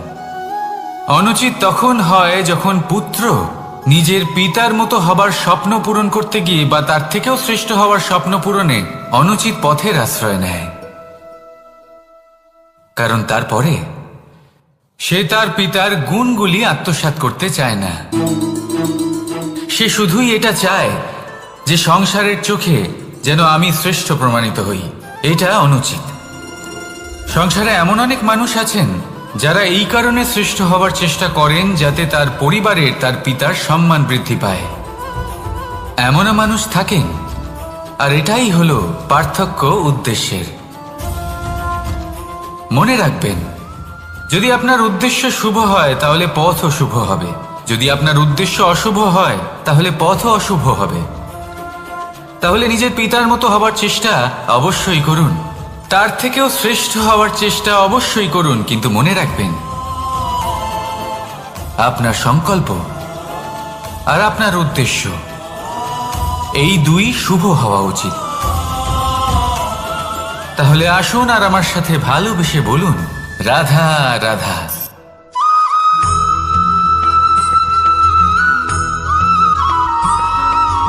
বসন্ত ঋতু, এই সময় মন আনন্দে ভরে থাকে।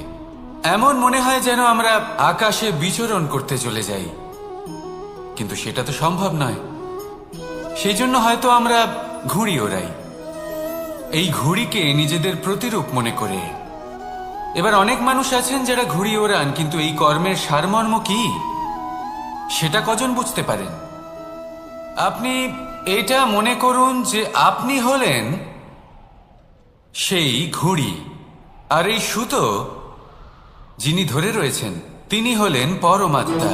আর এই সুতো যেখান থেকে শুরু হয় সেই লাটাই হলো আমাদের কর্মচক্র। এবার আপনি নিজেই অনুমান করুন যে এই উড়ান কার ওপর নির্ভরশীল? পরমাত্মার ওপর আর আপনার কর্মের ওপর। যদি পরমাত্মা আপনার হাত ধরে থাকেন, আপনার সাথে থাকেন, যদি আপনি শুভ কর্ম করতে থাকেন, আপনি এই আকাশে উড়তে থাকবেন। কিন্তু কোথাও কোথাও যদি পরমাত্মার সাথে এই বন্ধন ছিন্ন হয়, আপনার কর্মচক্র খারাপ হয়ে যায় বা থেমে যায়, তাহলে আপনার এই ঘুড়ি কেটে যাবে আর দূরে কোনো গাছের ডালে গিয়ে আটকে যাবে। তাই শুধুমাত্র ঘুড়ি ওড়াবেন না, তার থেকে শিখুন, পরমাত্মার সাহচর্যে থাকুন, সবসময় শুভ কর্ম করতে থাকুন, আর সবসময় এই আকাশে উড়তে থাকুন। আসুন আর আমার সাথে ভালোবেসে বলুন, রাধা।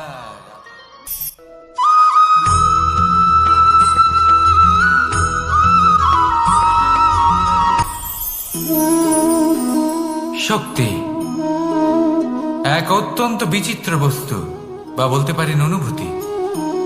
পিতা সবসময় চান যেন তিনি তার শক্তি পুত্রকে। আসুন আপনাকে সহজে বোঝাই। যদি আপনি সুপাত্র হন আর আপনাকে শক্তি দেওয়া হয়, তাহলে আপনি সেই শক্তির গুরুত্ব বুঝবেন, কোথায় সেই শক্তি প্রয়োগ করা উচিত সেটা বুঝবেন। আর এটা যেহেতু অর্জন করা শক্তি হবে, সেই শক্তির অপব্যবহার হবে না। কিন্তু যদি এই আপনি কুপাত্র হন আর যদি আপনাকে এই শক্তি দেওয়া হয়, তাহলে কি হবে? দেখতে গেলে এই শক্তি আপনি দান হিসেবে পেয়েছেন, তাই না আপনি এই শক্তির গুরুত্ব বুঝবেন আর না এর প্রয়োগ আপনি জানবেন। তার অপব্যবহার হওয়া সুনিশ্চিত। তাই যদি আপনি কোনো শক্তি অর্জন করতে চান, তাহলে আগে তার যোগ্য হয়ে উঠুন। পুত্র নয়, পাত্র হয়ে উঠুন। আর আমার সাথে ভালোবেসে বলুন, রাধা রাধা।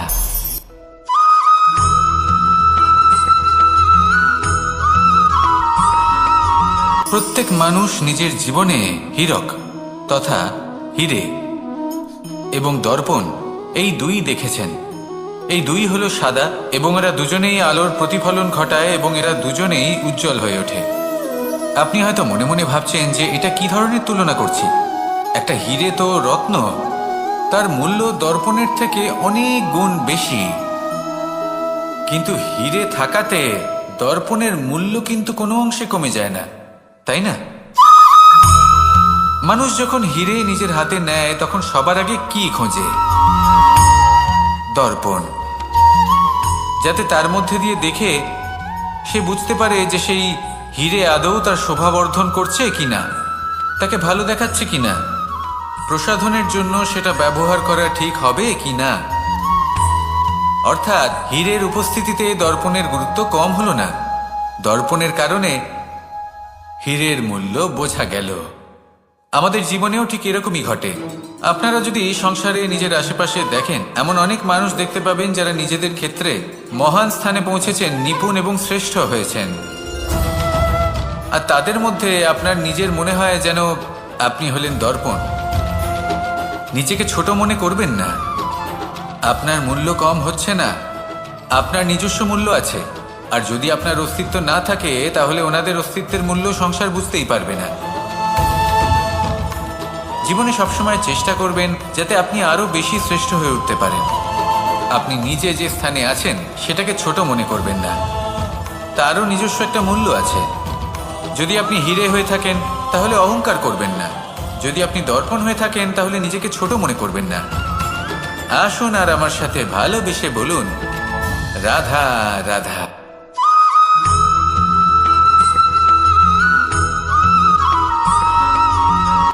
সংসারে আমাদের জীবনে যখন কোনো সুখ বা দুঃখ আসে, তার জন্য আমরা কাউকে না কাউকে অবশ্যই দায়ী করে থাকি, তাই না? এই ব্যক্তি আমাদের সাথে এরকম কাজ করেছেন, তাই আমার সাথে এমন হলো। ওই ব্যক্তি যদি এমনটা না করতেন, তাহলে আজ আমি ওই স্থানে পৌঁছতে পারতাম।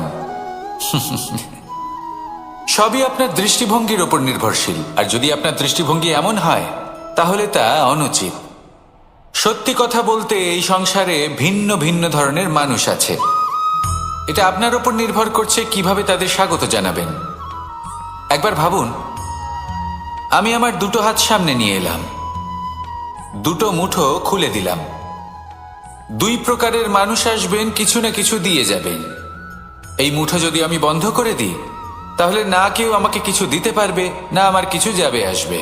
নিশ্চয়ই বুঝতে পারছেন এই দুই ধরনের ব্যক্তি কারা এবং তারা কি দিয়ে যান। আমি যদি নিজের মুঠো খুলে দিই, তাহলে কিছু ভালো মানুষ আসবেন, আমাকে আনন্দ, সন্তুষ্টি, জ্ঞান প্রদান করে যাবেন, ভালো অভিজ্ঞতা দিয়ে যাবেন। কোনো খারাপ ব্যক্তি যদি আসেন, তাহলে তিনিও খারাপ অভিজ্ঞতা দেবেন, যার থেকে আমি শিক্ষা লাভ করব। এই সব কিছু আমি লাভ করতে পারি। মুঠো যদি বন্ধ করে রাখি, তাহলে আমি কিছুই পাবো না। দেখুন, এই সংসারে প্রত্যেকের জীবনে এইরকম। প্রত্যেকের জীবনে সবকিছুই আছে, ভালো খারাপ দুই মানুষই আছে। ভালো অভিজ্ঞতা আছে, খারাপ অভিজ্ঞতা আছে। নির্ভর করছে আপনার উপর যে আপনি কি করবেন, এনাদের স্বাগত কিভাবে জানাবেন, কার থেকে কি বুঝবেন, কি শিখতে পারবেন, আর কোন দৃষ্টিভঙ্গি নিয়ে অগ্রসর হবেন। এটাই নির্ধারণ করবে যে আপনার জীবন কেমন হবে। আসুন আমার সাথে ভালোবেসে বলুন, রাধা রাধা।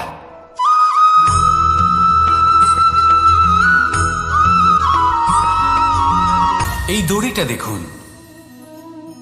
ছোট ছোট রেশম দ্বারা তৈরি। এটা সরু সুতো দ্বারা তৈরি হয়েছে এটা, আর এ অত্যন্ত কোমলও বটে। আর আপনি চাইলে এটা সোজাও করে দিতে পারেন, আর চাইলে এটা বেঁকিয়েও দিতে পারেন, আর যদি চান তাহলে এটা গোল গোল করে বেঁধে কোথাও রেখেও দিতে পারেন। এবার এই কোমল দড়ি যদি কোনো নিষ্ঠুর কঠিন পাথরে বারংবার জড়িয়ে দেওয়া হয়, তাহলেও তাকেও কাটতে পারে, নিজের ছাপ ছেড়ে যেতে পারে, সেটার আকারও বদলে ফেলতে পারে। এবার এর কারণ কি? এর কারণ হলো অভ্যাস আর নিরন্তর প্রচেষ্টা। যদি আপনিও চেষ্টা করেন আর নিরন্তর কর্ম করে যান, তাহলে আপনার প্রারব্ধ পাথরের মতো কঠিনই হোক না কেন, তাতে ভাঙন ধরিয়েও আপনি নিজের লক্ষ্যে অবশ্যই পৌঁছতে পারবেন। একটা গুরুত্বপূর্ণ কথা মনে রাখবেন, সুকর্মের অভ্যাস আর নিরন্তর প্রয়াস, এই হলো সাফল্যের মন্ত্র। তাহলে জীবনে এই মন্ত্র আনুন আর আমার সাথে ভালোবেসে বলুন, রাধা রাধা।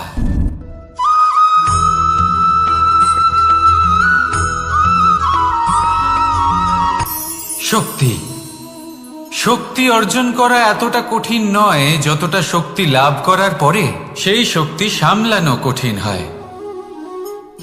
কারণ যেই মানুষ শক্তি লাভ করে তার মনে গর্ববোধ জন্মায়, জন্মায় অহংকার, জন্মায় জেদ। তাই শক্তি প্রাপ্ত করার সাথে বিনম্র থাকাও অত্যন্ত আবশ্যক। আর এটা আমাদের শেখা উচিত বৃক্ষের থেকে। বৃক্ষ যা আমাদের ফল দেয়, বৃক্ষ যা যত ফল দেয় ততটাই ঝুঁকে যায়। আমরা পাথর মারি ওই বৃক্ষের থেকে ফল প্রাপ্ত করার জন্য।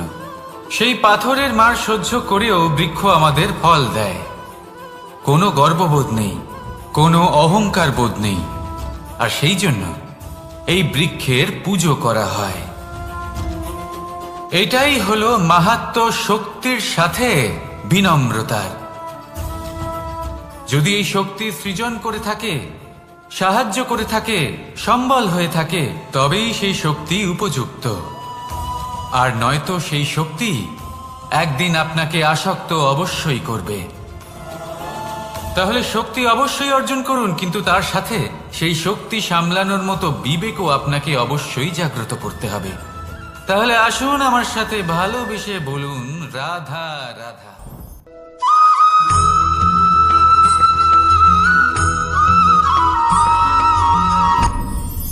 আপনি কি কখনো কোনো জলের ধারা দেখেছেন?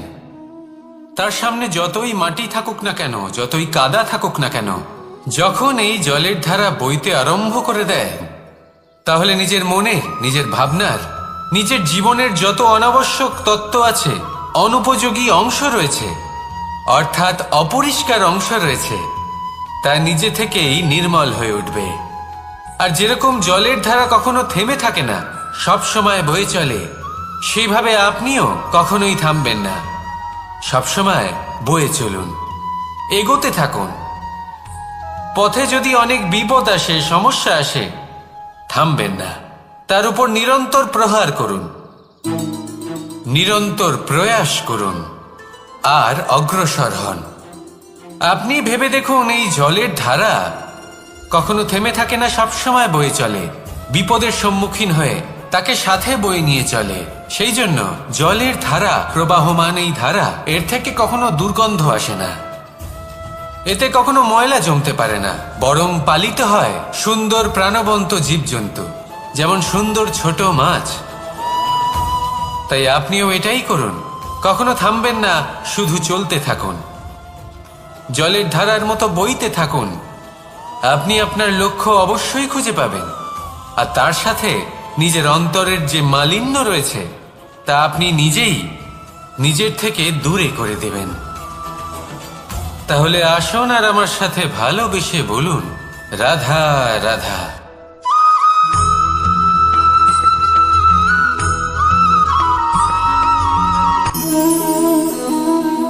নিয়তি। রাধা আমাকে বলে, কৃষ্ণ, যদি তুমি জানো যে নিয়তিতে কি আছে, তাহলে তাকে বদলে দাও না কেন? মহাদেব আমাকে বলেন যে শ্রীকৃষ্ণ, যদি আপনি এটা জানেন যে সাম্বের নিয়তি এটাই, তাহলে আপনি তাকে বদলানোর চেষ্টা কেন করেন? কেন? কারণ আমি একজন পিতা, আর পিতার কর্তব্য এটাই, তিনি যেন সম্ভাব্য সব চেষ্টা করেন নিজের সন্তানের মঙ্গলের জন্য। নিয়তি আমি জানি, কিন্তু এটাও আমি জানি যে কর্মের থেকে বড় আর কোনো নিয়তি হতে পারে না। অভিজ্ঞতাও রয়েছে যে কর্মের হাতে নিয়তির এই চক্র বদলে যেতে পারে। তাই জীবনে যদি আপনার কখনো এমন মনে হয় যে এটা তো অসম্ভব, তখনও চেষ্টা করা কখনোই ছাড়বেন না। কে বলতে পারে আপনারই কর্মের কোনো এক বীজ হয়তো নিয়তির চাকায় আটকে গেল, আর নিয়তিকে নিজের পথ পাল্টাতে হলো, ঠিক কি না? সেই জন্য নিয়তিকে ভাগ্য মেনে নিয়ে চুপ করে বসে থাকবেন না। নিজের নিয়তি স্বয়ং নিজের কর্মের দ্বারা নির্ধারিত করুন, কারণ আপনার এই কর্মের ওপরেই আপনার অধিকার রয়েছে। আর এই অধিকারকে নিয়তি অনেক সময় সম্মানও করে। তাহলে আসুন আর আমার সাথে ভালোবেসে বলুন, রাধা রাধা।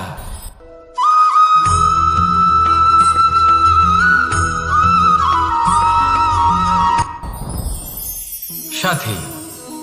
সাথী এই শব্দটির ব্যাখ্যা কে কিভাবে করে? মিত্র, সখা, বন্ধু। কিন্তু অর্থ একটাই, তিনি যিনি আপনার সঙ্গী হন আর তিনি যার সাথী আপনি হন। এবার সব থেকে বড় প্রশ্ন হলো এটাই যে তিনি কে হতে পারেন যাকে আপনি আপনার সাথী বলে মেনে নিতে পারেন, নিজের সখা, নিজের মিত্র, নিজের বন্ধু মেনে নিতে পারেন। আপনার সাথী হলেন তিনি যিনি দুঃখের সময় আপনার পাশে থাকবেন, আপনার হাত ধরে থাকবেন। আপনার সাথী হলেন তিনি যার হাত আপনি নিজের সুখের দিনে ধরে থাকবেন।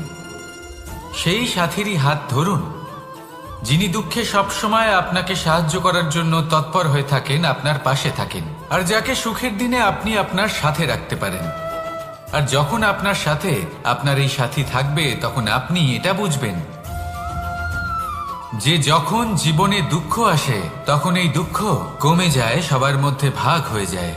আর যদি তখন সুখ আসে তাহলে সেটা সবার উপস্থিতিতে আরো বেড়ে যায়। এটাই হলো প্রেম, এটাই হলো ভালোবাসা, এটাই হলো সঙ্গ। যেমন সম্পর্ক আমার আর রাধার মাঝে। তাহলে আসুন আর আমার সাথে ভালোবেসে বলুন, রাধা রাধা।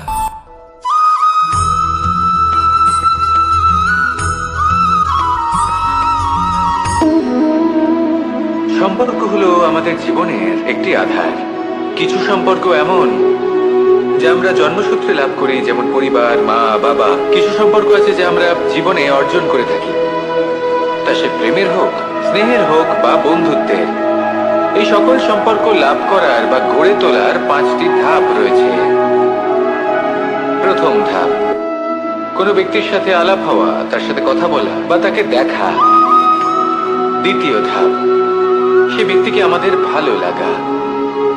তৃতীয় ধাপ, আমাদের এটা চাইতে শুরু করা যে জীবনে এই ব্যক্তি যেন আমাদের বন্ধু হন, আমাদের জীবনে থাকেন, বা আমাদের কাউকে ভালোবেসে ফেলা আর এটা আমাদের ভাবা বা চাওয়া যে সেই ব্যক্তি যেন আজীবন আমার সাথে থাকেন, আমার জীবনে আমার সাথী হয়ে। চতুর্থ ধাপ, লাভ করা। এবার এই ধাপটি অনেক মানুষের পক্ষেই খুবই সরল হয়, বড়ই সরলভাবে নিজেদের সঙ্গীকে লাভ করে থাকেন। কিছু মানুষের জন্য এই ধাপ অত্যন্ত কঠিন হয়ে থাকে। অনেক প্রতিকূল পরিস্থিতির উপর জয়লাভ করে তারা সঙ্গীকে লাভ করেন, কিন্তু লাভ অবশ্যই করেন। এরপরে আসে পঞ্চম, অন্তিম এবং সব থেকে গুরুত্বপূর্ণ ধাপ। সেটা হলো সেই সম্পর্ক পালন করা।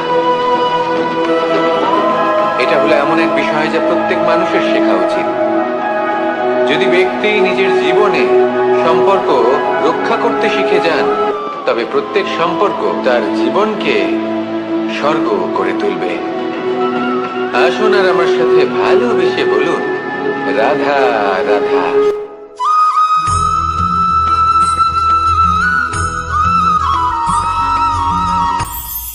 এটা হলো ধান গাছ। এর থেকে যে চাল উৎপন্ন হয় তা মানুষ গ্রহণ করেন। আর এটা কি? এ হলো জংলি ঘাস। একবার ভেবে দেখুন, যদি এই জংলি ঘাস ধান গাছের আশেপাশে থাকে তাহলে কি হবে? ধান উৎপন্ন হতে পারবে? তা উৎকৃষ্ট হতে পারবে? আমরা কি তা গ্রহণ করতে পারবো? কখনোই নয়।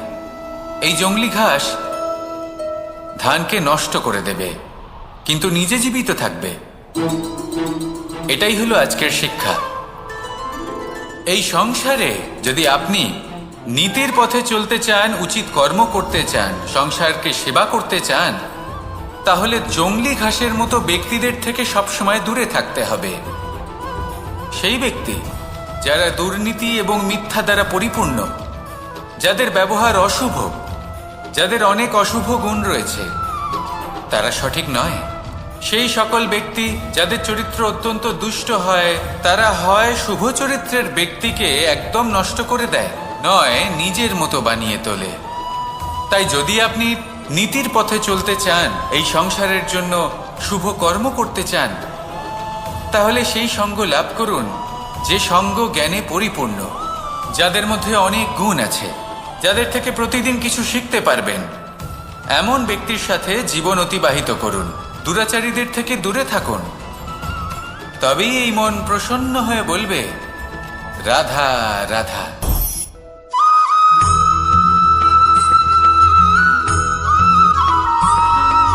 মানুষের একটি সমস্যা আছে যে মানুষ সাফল্যকে মাপতে থাকেন, লক্ষ্যপ্রাপ্তিকে মাপতে থাকেন এবং তার তুলনা করতে থাকেন যে ও এত কিছু পেল আর আমি পেলাম না, ওর কাছে এত কিছু আছে কিন্তু আমার কাছে নেই। এই তুলনা করার জন্য ওনারা দুঃখী হয়ে পড়েন, নিরাশ হয়ে পড়েন। তাই আমি একটা প্রশ্ন করছি যে এটা কি উচিত? এই সংসারে আপনি কি নিয়ে তুলনা করবেন, যেখানে সূর্যদেব চন্দ্রমা দুজনেই আছেন, দুজনেই হলেন বিশেষ, দুজনেই নিজ নিজ সময়ে উদিত হন। এদের মধ্যে একজন না থাকলে তাহলে আমাদের জীবন কঠিন হয়ে পড়বে। ঠিক সেইভাবেই আপনি যদি একটা বড় রেখা অঙ্কন করেন, তাহলে অন্য রেখাটি ছোট হয়ে পড়ে না, সে তেমনই থাকে যেমনটা সে ছিল। আপনার অস্তিত্ব কখনো ছোট বা বড় হতে পারে না। শুধু তুলনা করার জন্য আপনার এটা মনে হতে পারে। যদি আপনি যুদ্ধ করতে চান, আপনার তলোয়ারের প্রয়োজন পড়বে। যদি বস্ত্র তৈরি করতে চান, এত বড় তলোয়ার দিয়ে কিছুই হবে না, তখন প্রয়োজন পড়বে একটা ছোট্ট সূচের। তাই তুলনা করবেন না, না নিজেকে ছোট মনে করবেন, না অন্য কাউকে। সবার সাথে সহযোগিতা করুন, আর যদি তুলনা করতেই হয় নিজের সাথে করুন, যে কাল আমি কেমন ব্যক্তি ছিলাম, আজ কি তার থেকে শ্রেষ্ঠ হয়ে উঠতে পেরেছি। ভেবে দেখুন ভবিষ্যতে গিয়ে আপনি কতটা শ্রেষ্ঠ ব্যক্তি হতে পারেন। আসুন আমার সাথে ভালোবেসে বলুন, রাধা রাধা।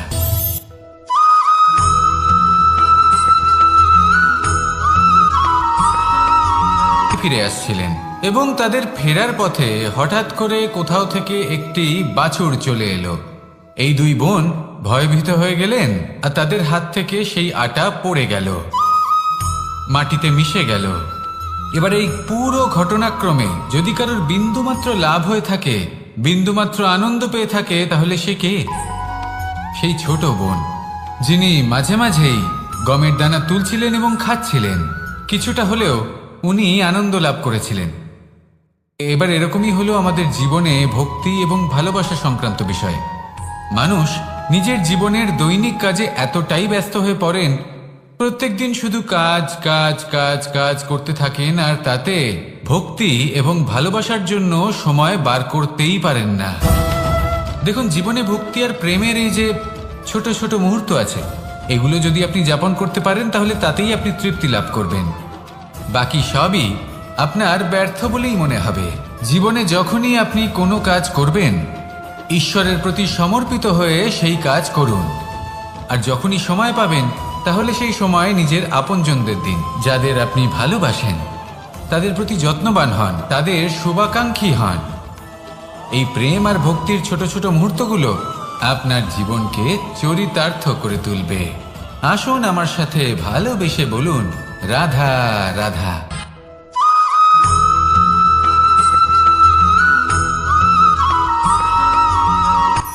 এই সংসারে সাফল্য লাভ করার জন্য জ্ঞানের প্রয়োজন হয়, পরিশ্রমের প্রয়োজন হয়, দৃঢ় নিষ্ঠার প্রয়োজন হয়। নিরন্তর চেষ্টা করা প্রয়োজনীয়। কিন্তু আরো কিছু আছে যা অত্যন্ত প্রয়োজনীয় এবং গুরুত্বপূর্ণ। তা হলো ভালো বন্ধু। তাদের থাকা অত্যন্ত প্রয়োজনীয়। যদি ভালো বন্ধু থাকে তাহলে সময় এলে তারা ঢাল হয়ে আপনাকে সুরক্ষা করবেন। সময় এলে অস্ত্রের মতো শত্রুকে সংহারও করবেন। যদি তিনি জ্ঞানী হন, তাদের মধ্যে সদ্গুণ থাকে, তাহলে এই সব গুণ আপনার মধ্যেও প্রবেশ করবে। তাহলে সাফল্যের জন্য ভালো বন্ধু পাওয়া অত্যন্ত প্রয়োজনীয়। কিন্তু শুধু বন্ধু কেন, ভালো শত্রুও থাকা প্রয়োজনীয়। এবার আপনি ভাববেন, এ আমি কি বললাম? যদি আপনার জীবনেও ভালো অর্থাৎ শক্তিশালী শত্রু থাকে, তাহলে আপনিও শক্তিশালী হতে থাকবেন। এই শত্রু আপনাকে প্রেরিত করবে আরো বেশি শক্তিশালী হয়ে ওঠার। কখনো কোনো হরিণকে দেখুন, তীব্র গতিতে দৌড়তে থাকে। কেন তীব্র গতিতে দৌড়য়? এই কারণে নয় যে কোথাও তার জন্য মধুর ঘাস অপেক্ষা করে রয়েছে, না। সে এই কারণে তীব্র গতিতে দৌড়য় কারণ সেটা না করলে তার পেছনে একটি সিংহ আছে যে ওকে নিজের ভোজন করে ফেলবে। তাই জীবনে বিপদ, সংকট, এই সব কিছুও হলো অত্যন্ত গুরুত্বপূর্ণ। তার সম্মুখীন হতে শিখুন আর আমার সাথে ভালোবেসে বলুন, রাধা রাধা।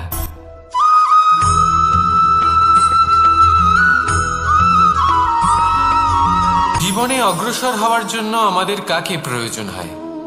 মাতা পিতা, বন্ধু, প্রেম, সাহায্য, অর্থ, পরিশ্রম, আশা। ভিন্ন ভিন্ন মানুষ ভিন্ন ভিন্ন বিকল্প চয়ন করে। যদি আমি আপনাকে বলি তাহলে জয় আর পরাজয়ের মন্ত্র দুটো শব্দের উপর নির্ভর করে, মেনে নেওয়া আর দৃঢ় হওয়া। যদি মেনে নেন তাহলে হেরে যাবেন, যদি দৃঢ় হন তাহলে নিশ্চিত রূপে জয়ী হবেন। যদি কখনো আপনি ক্লান্ত হয়ে ওঠেন, আপনি দুঃখী হন, পুরোপুরি ভেঙে পড়েছেন, তখন মেনে নেবেন না যে আপনি ভেঙে পড়েছেন, নয়তো হেরে যাবেন। তখন উল্টে স্থির করবেন যে যাই হয়ে যাক না কেন, আমি জয়ী হবই। আর আপনি দেখবেন যে জয় নিশ্চিত রূপে আপনার কাছেই আসবে। তাহলে এই কথা মনে রাখবেন আর আমার সাথে ভালোবেসে বলবেন, রাধা রাধা।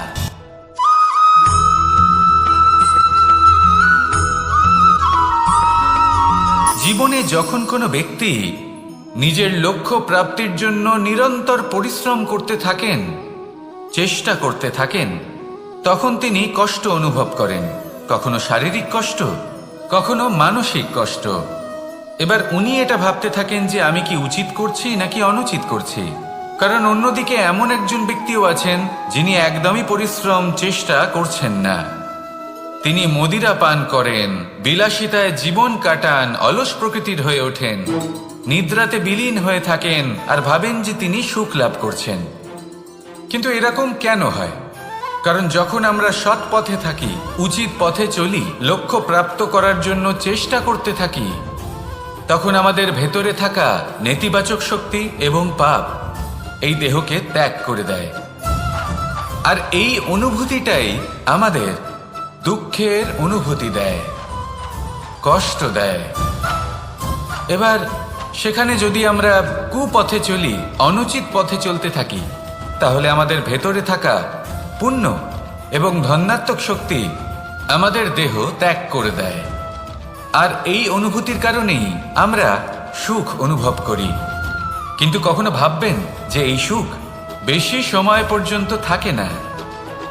সেই জন্য সবসময় মনে রাখবেন, যদি আপনি জানেন যে এটাই আপনার লক্ষ্য, এটাই উচিত পথ, শুভ পথ, তাতে নিরন্তরভাবে এগিয়ে যেতে চেষ্টা করতে থাকুন।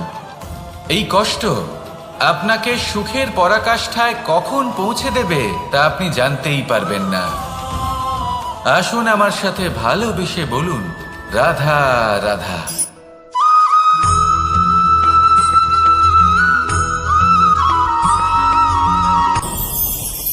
ভয়ের সাথে আমরা সবাই পরিচিত, কষ্টও আমরা সবাই পেয়েছি। কখনো কখনো আমরা অসুস্থ হয়ে পড়ি, আর এমন সময় হলে মাতার মমতা, কখনো বাবার স্নেহ, কখনো বন্ধুদের পাশে থাকার অনুভূতি আমাদের রোগ নিরাময়ে সাহায্য করে। কখনো যদি আমরা নিরাশ হয়ে পড়ি, তখন যদি আমাদের কোনো আপনজন আমাদের দুটো ভালো কথা বলে, তখন আমাদের মনোবল বেড়ে যায়। ঠিক তেমন সংসারের এই রঙ্গমঞ্চে যদি আপনি পীড়িত অনুভব করেন, কিছু শুভ কথা আলোচনা করুন, কিছু স্তুতি গান করুন, কিছু মুহূর্তের জন্য হলেও নিজের ইষ্টদেবের কথা স্মরণ করুন আর প্রার্থনা করুন। সাহস বাড়বে, শক্তিও বৃদ্ধি পাবে এবং সামনে এগিয়ে চলার পথও দেখতে পাবেন।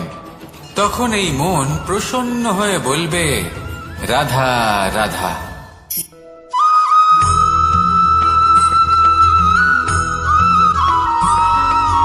প্রত্যেক মানুষ নিজের জীবনে হীরক তথা হীরে এবং দর্পণ এই দুই দেখেছেন। এই দুই হলো সাদা এবং এরা দুজনেই আলোর প্রতিফলন ঘটায় এবং এরা দুজনেই উজ্জ্বল হয়ে ওঠে। আপনি হয়তো মনে মনে ভাবছেন যে এটা কি ধরনের তুলনা করছি। একটা হীরে তো রত্ন, তার মূল্য দর্পণের থেকে অনেক গুণ বেশি। কিন্তু হীরে থাকাতে দর্পণের মূল্য কিন্তু কোনো অংশে কমে যায় না, তাই না? মানুষ যখন হীরে নিজের হাতে নেয় তখন সবার আগে কি খোঁজে? দর্পণ, যাতে তার মধ্যে দিয়ে দেখে সে বুঝতে পারে যে সেই হীরে আদৌ তার শোভাবর্ধন করছে কিনা, তাকে ভালো দেখাচ্ছে কিনা, প্রসাধনের জন্য সেটা ব্যবহার করা ঠিক হবে কিনা। অর্থাৎ হীরের উপস্থিতিতে দর্পণের গুরুত্ব কম হলো না, দর্পণের কারণে হীরের মূল্য বোঝা গেল। আমাদের জীবনেও ঠিক এরকমই ঘটে। আপনারা যদি এই সংসারে নিজের আশেপাশে দেখেন, এমন অনেক মানুষ দেখতে পাবেন যারা নিজেদের ক্ষেত্রে মহান স্থানে পৌঁছেছেন, নিপুণ এবং শ্রেষ্ঠ হয়েছেন। আর তাদের মধ্যে আপনার নিজের মনে হয় যেন আপনি হলেন দর্পণ। নিজেকে ছোট মনে করবেন না। আপনার মূল্য কম হচ্ছে না, আপনার নিজস্ব মূল্য আছে। আর যদি আপনার অস্তিত্ব না থাকে, তাহলে ওনাদের অস্তিত্বের মূল্য সংসার বুঝতেই পারবে না। জীবনে সবসময় চেষ্টা করবেন যাতে আপনি আরো বেশি শ্রেষ্ঠ হয়ে উঠতে পারেন। আপনি নিজে যে স্থানে আছেন সেটাকে ছোট মনে করবেন না, তারও নিজস্ব একটা মূল্য আছে। যদি আপনি হীরে হয়ে থাকেন তাহলে অহংকার করবেন না, যদি আপনি দর্পণ হয়ে থাকেন তাহলে নিজেকে ছোট মনে করবেন না। আসুন আর আমার সাথে ভালোবেসে বলুন, রাধা রাধা।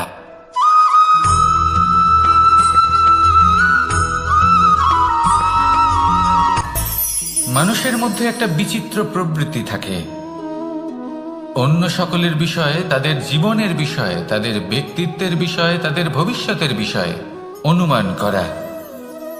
এটা হলো অনুচিত। কারোর অতীতকালকে দেখে লোকে ভবিষ্যৎ বলে দিতে পারেন, বর্তমানকে দেখে ভবিষ্যতের বিষয়ে অনুমান করে ফেলেন। উদাহরণ দিতে হলে বলবো, কোনো দাসকে দেখুন, ওকে দেখে লোকে বলে যে ওর ভবিষ্যৎ সেটাই হতে পারে, অনুমান করে ফেলেন। আর এই রাজাকে দেখুন, উনি তো কত সুখী হবেন, উনি তো জগতের সব থেকে অধিক সুখী মানুষ, কত সুখ সুবিধা আছে ওনার কাছে, ধারণা করে ফেলেন। তবে সত্য তো এটাই যে কারোর ব্যক্তিত্বের বিষয়ে, তাদের ভবিষ্যতের বিষয়ে আপনি পূর্ণ সত্য কখনোই বলতে পারবেন না, শুধু অনুমান করতে পারবেন। আর এই অনুমান করে সত্যি কোনো লাভ হয় না, কারণ এই কাল সেটা হলো অত্যন্ত শক্তিশালী। কালো থেকে কালোতর কয়লাকেও হীরেতে পরিণত করতে পারে, অনেক বড় বড় রাজাকেও বিদূষক বানিয়ে ফেলতে পারে এক মুহূর্তেই। তাহলে আপনি অনুমান করে কি লাভ? কি পেলেন অনুমান করে? সেই জন্য কারোর বিষয়ে কোনো অনুমান করবেন না, তার ভবিষ্যতের বিষয়ে অনুমান করতে যাবেন না, কারোর বিষয়ে কোনো ধারণা করে নেবেন না। কিছু করতে হলে ভালোবাসুন, সবার মধ্যে ভালোবাসা ছড়ান, সবার মধ্যে ধন্যাত্মক ভাব ছড়ান। এই মন প্রসন্ন হয়ে বলবে, রাধা রাধা।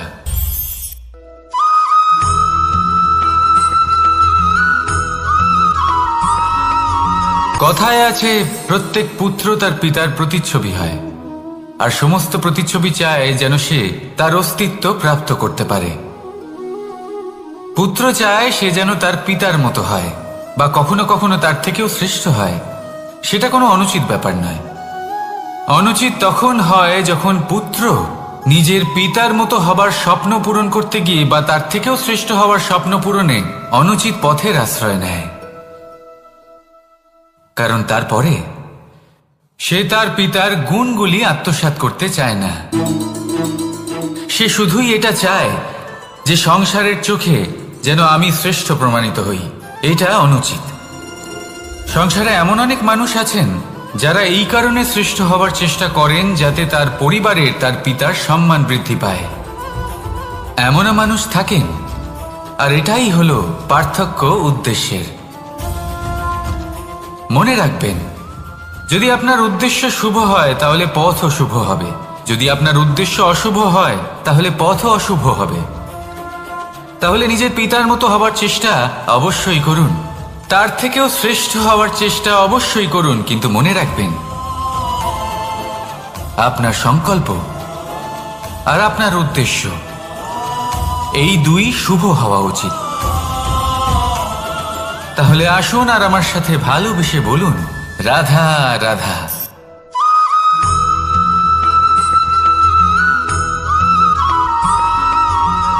পিতা আর পুত্রের সম্পর্ক অত্যন্ত মধুর হয়ে থাকে। পিতা স্বপ্ন দেখেন, তাকে পূর্ণ করার সকল সম্ভাব্য চেষ্টা করেন, কিন্তু তাও অনেক সময় ওনার স্বপ্ন অপূর্ণ থেকে যায়। তখন পিতা ভাবেন যে স্বপ্ন উনি পূর্ণ করতে পারেননি ওনার সন্তান তা অবশ্যই পূরণ করবে। যে স্থানে উনি কখনো পৌঁছতে পারেননি সেই স্থানে ওনার পুত্র অবশ্যই পৌঁছবে।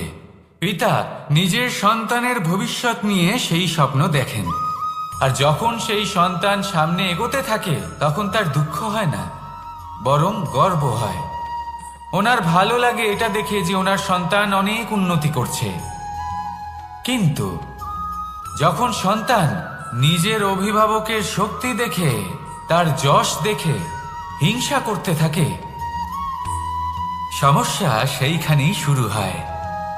সেই জন্য সকল সন্তানকে এটা মনে রাখতে হবে, দেখুন, পুত্র হবার সুবাদে, এক সন্তান হবার সুবাদে এটা হলো আপনার অধিকার যে আপনি আপনার পিতার থেকে বেশি উন্নতি করবেন। আপনার পিতাও এটাই চান, কিন্তু সুস্থভাবে এটা করুন। একটা রেখা টেনে নিন যাতে আপনি তাতে এগোতে পারেন আর আপনার পিতার তাতে গর্ববোধ হয়, আর সেই বিষয়ে দুঃখ না হয় যে আমার সন্তান আমাকেই ছোট করার চেষ্টা করছে। ইতিহাস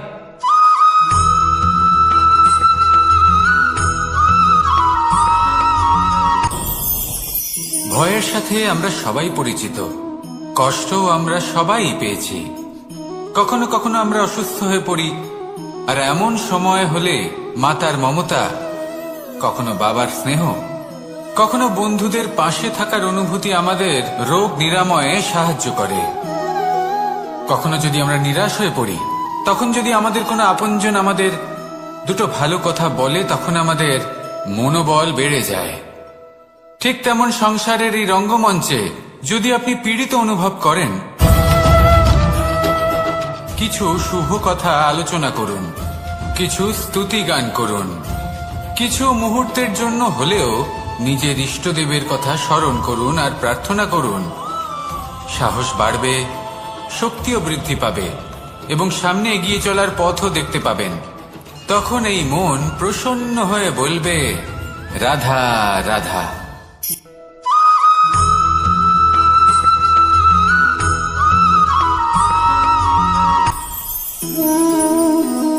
শক্তি এক অত্যন্ত বিচিত্র বস্তু, বা বলতে পারেন অনুভূতি।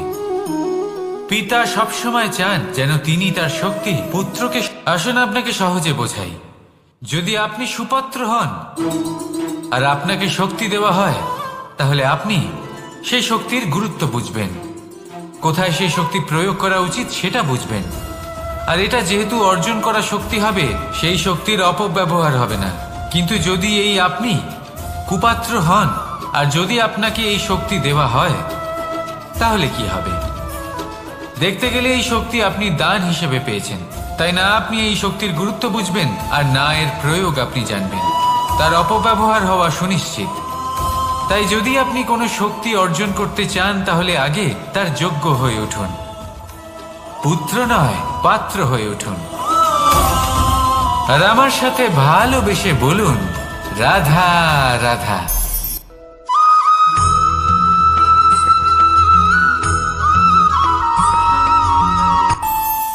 আমাদের মনে যখন কোনো প্রশ্ন ওঠে, কোনো দ্বন্দ্ব জাগে, তখন আমরা যাই আমাদের গুরুর কাছে, আমাদের আরাধ্যের কাছে গিয়ে জিজ্ঞেস করি।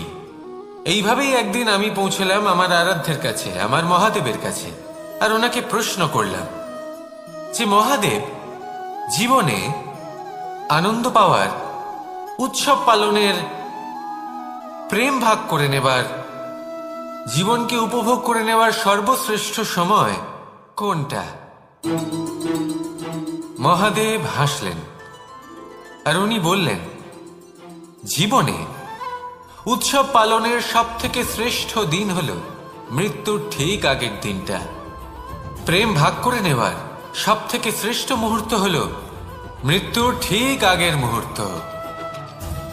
জীবনকে উপভোগ করে নেওয়ার সর্বশ্রেষ্ঠ প্রহর হল মৃত্যুর এক প্রহর পূর্বে। তখন আমি চমকে গেলাম। আমি বললাম, কিন্তু মহাদেব, মৃত্যু তো অনিশ্চিত, আমরা জানিও না কবে আমাদের মৃত্যু হবে। মহাদেব আবার হাসলেন। উনি বললেন যে যদি আমরা এভাবে জীবন কাটাই যে আমরা জীবনের প্রত্যেক দিন, প্রত্যেক মুহূর্ত, প্রত্যেক প্রহর শেষ বলে মনে করি, তাহলে আমাদের সমস্ত জীবন আনন্দের সাথেই অতিবাহিত হবে। কি বলেন?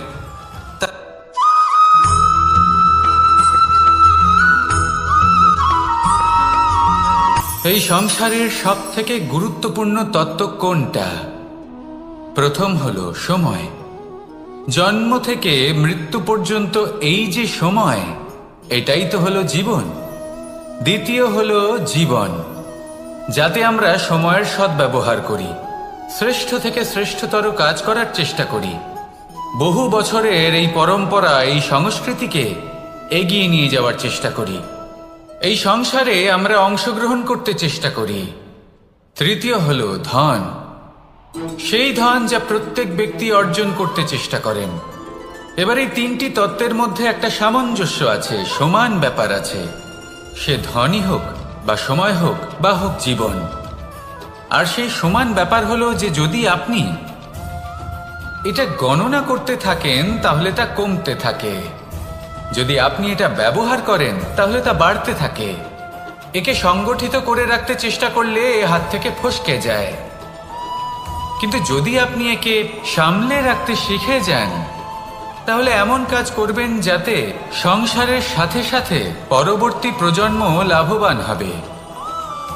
যদি কিছু শিখতে চান তাহলে সামলাতে শিখুন, গণনা করা বা সংগঠিত করা নয়। আসুন আর আমার সাথে ভালোবেসে বলুন, রাধা রাধা।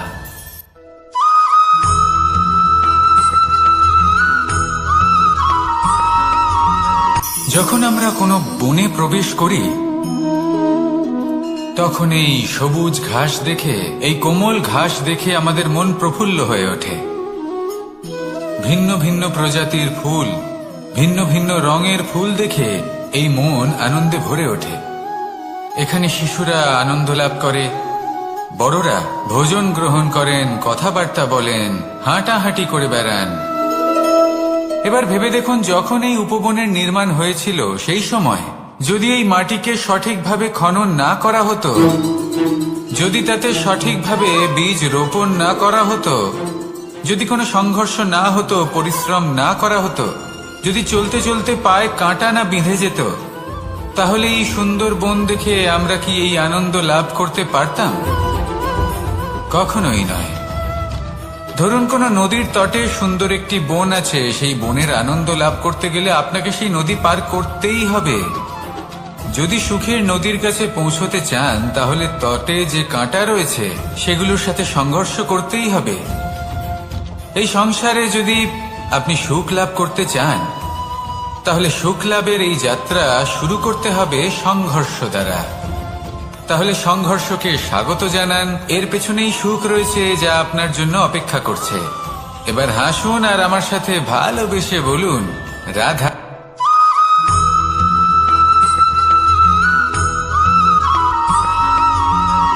পুরুষার্থ।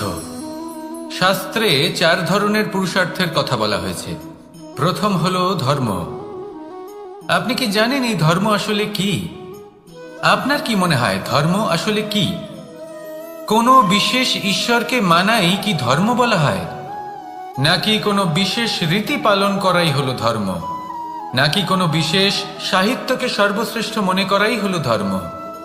না, ধর্ম হলো সেটা যাকে ধারণ করা যেতে পারে।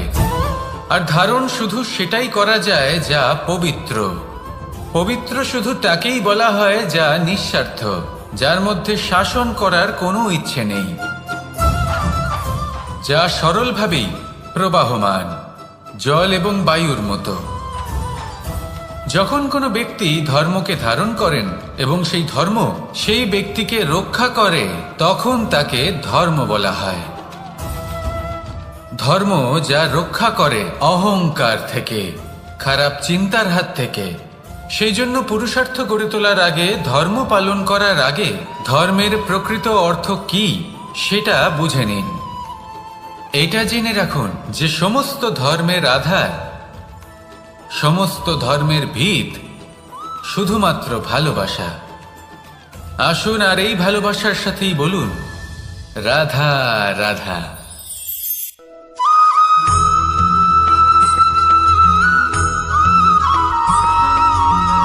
মানুষের মানসিকতা এমন হয় যে সে যতটা করে আশা করে যে তার থেকে অনেক বেশি তার বদলে সে পাবে।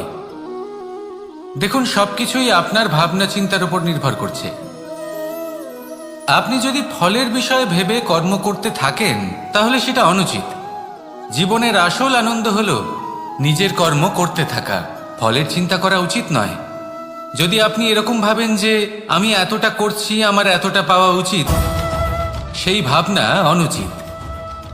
যদি আপনি সেবার মানসিকতা নিয়ে কর্ম করতে থাকেন, কর্মচক্রে প্রবাহিত হন, যদি আপনি এমন ভাবনা রাখেন যে আমি এতটা পাচ্ছি তাই এর থেকে অনেক বেশি আমি কর্ম করব, তাহলে নিশ্চিত রূপে আপনি যতটা করছেন তার থেকে অনেক বেশি আপনি পাবেন। আপনার আশার থেকে অনেক বেশি আপনি পাবেন। শুধু জীবনে অনেক বেশি কাজ করতে থাকুন, ফলের চিন্তা করবেন না। আর মনে রাখবেন, এই ভাবনাই সব থেকে বড় বীজ। কর্মের উপর বিশ্বাস রাখুন। জীবনে যা যা আপনি চান সবই সুখময় হবে। আসুন আর আমার সাথে ভালোবেসে বলুন রাধা রাধা।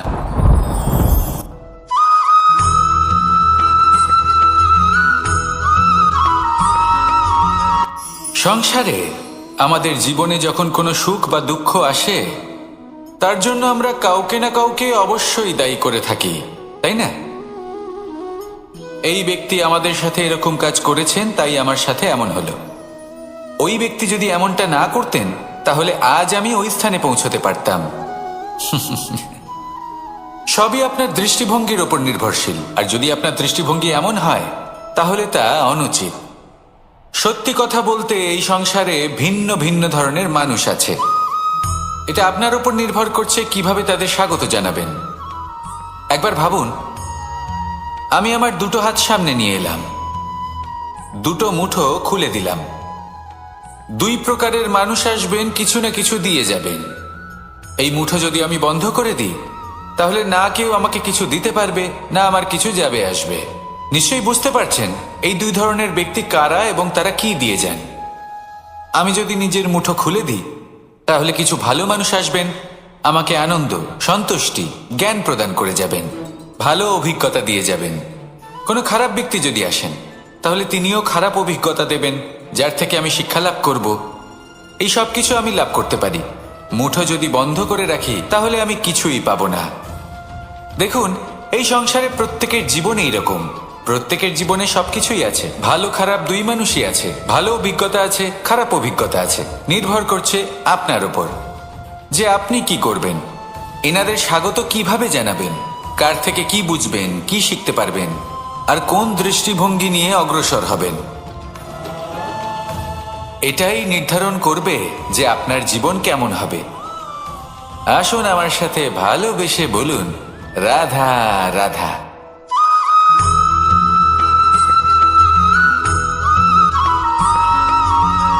কেউ বলে জীবন খুব ক্ষণস্থায়ী, কেউ বলে জীবন হলো একটা সুন্দর স্বপ্নের মতো, আবার কেউ বলবে জীবন হলো এক কঠোর সত্য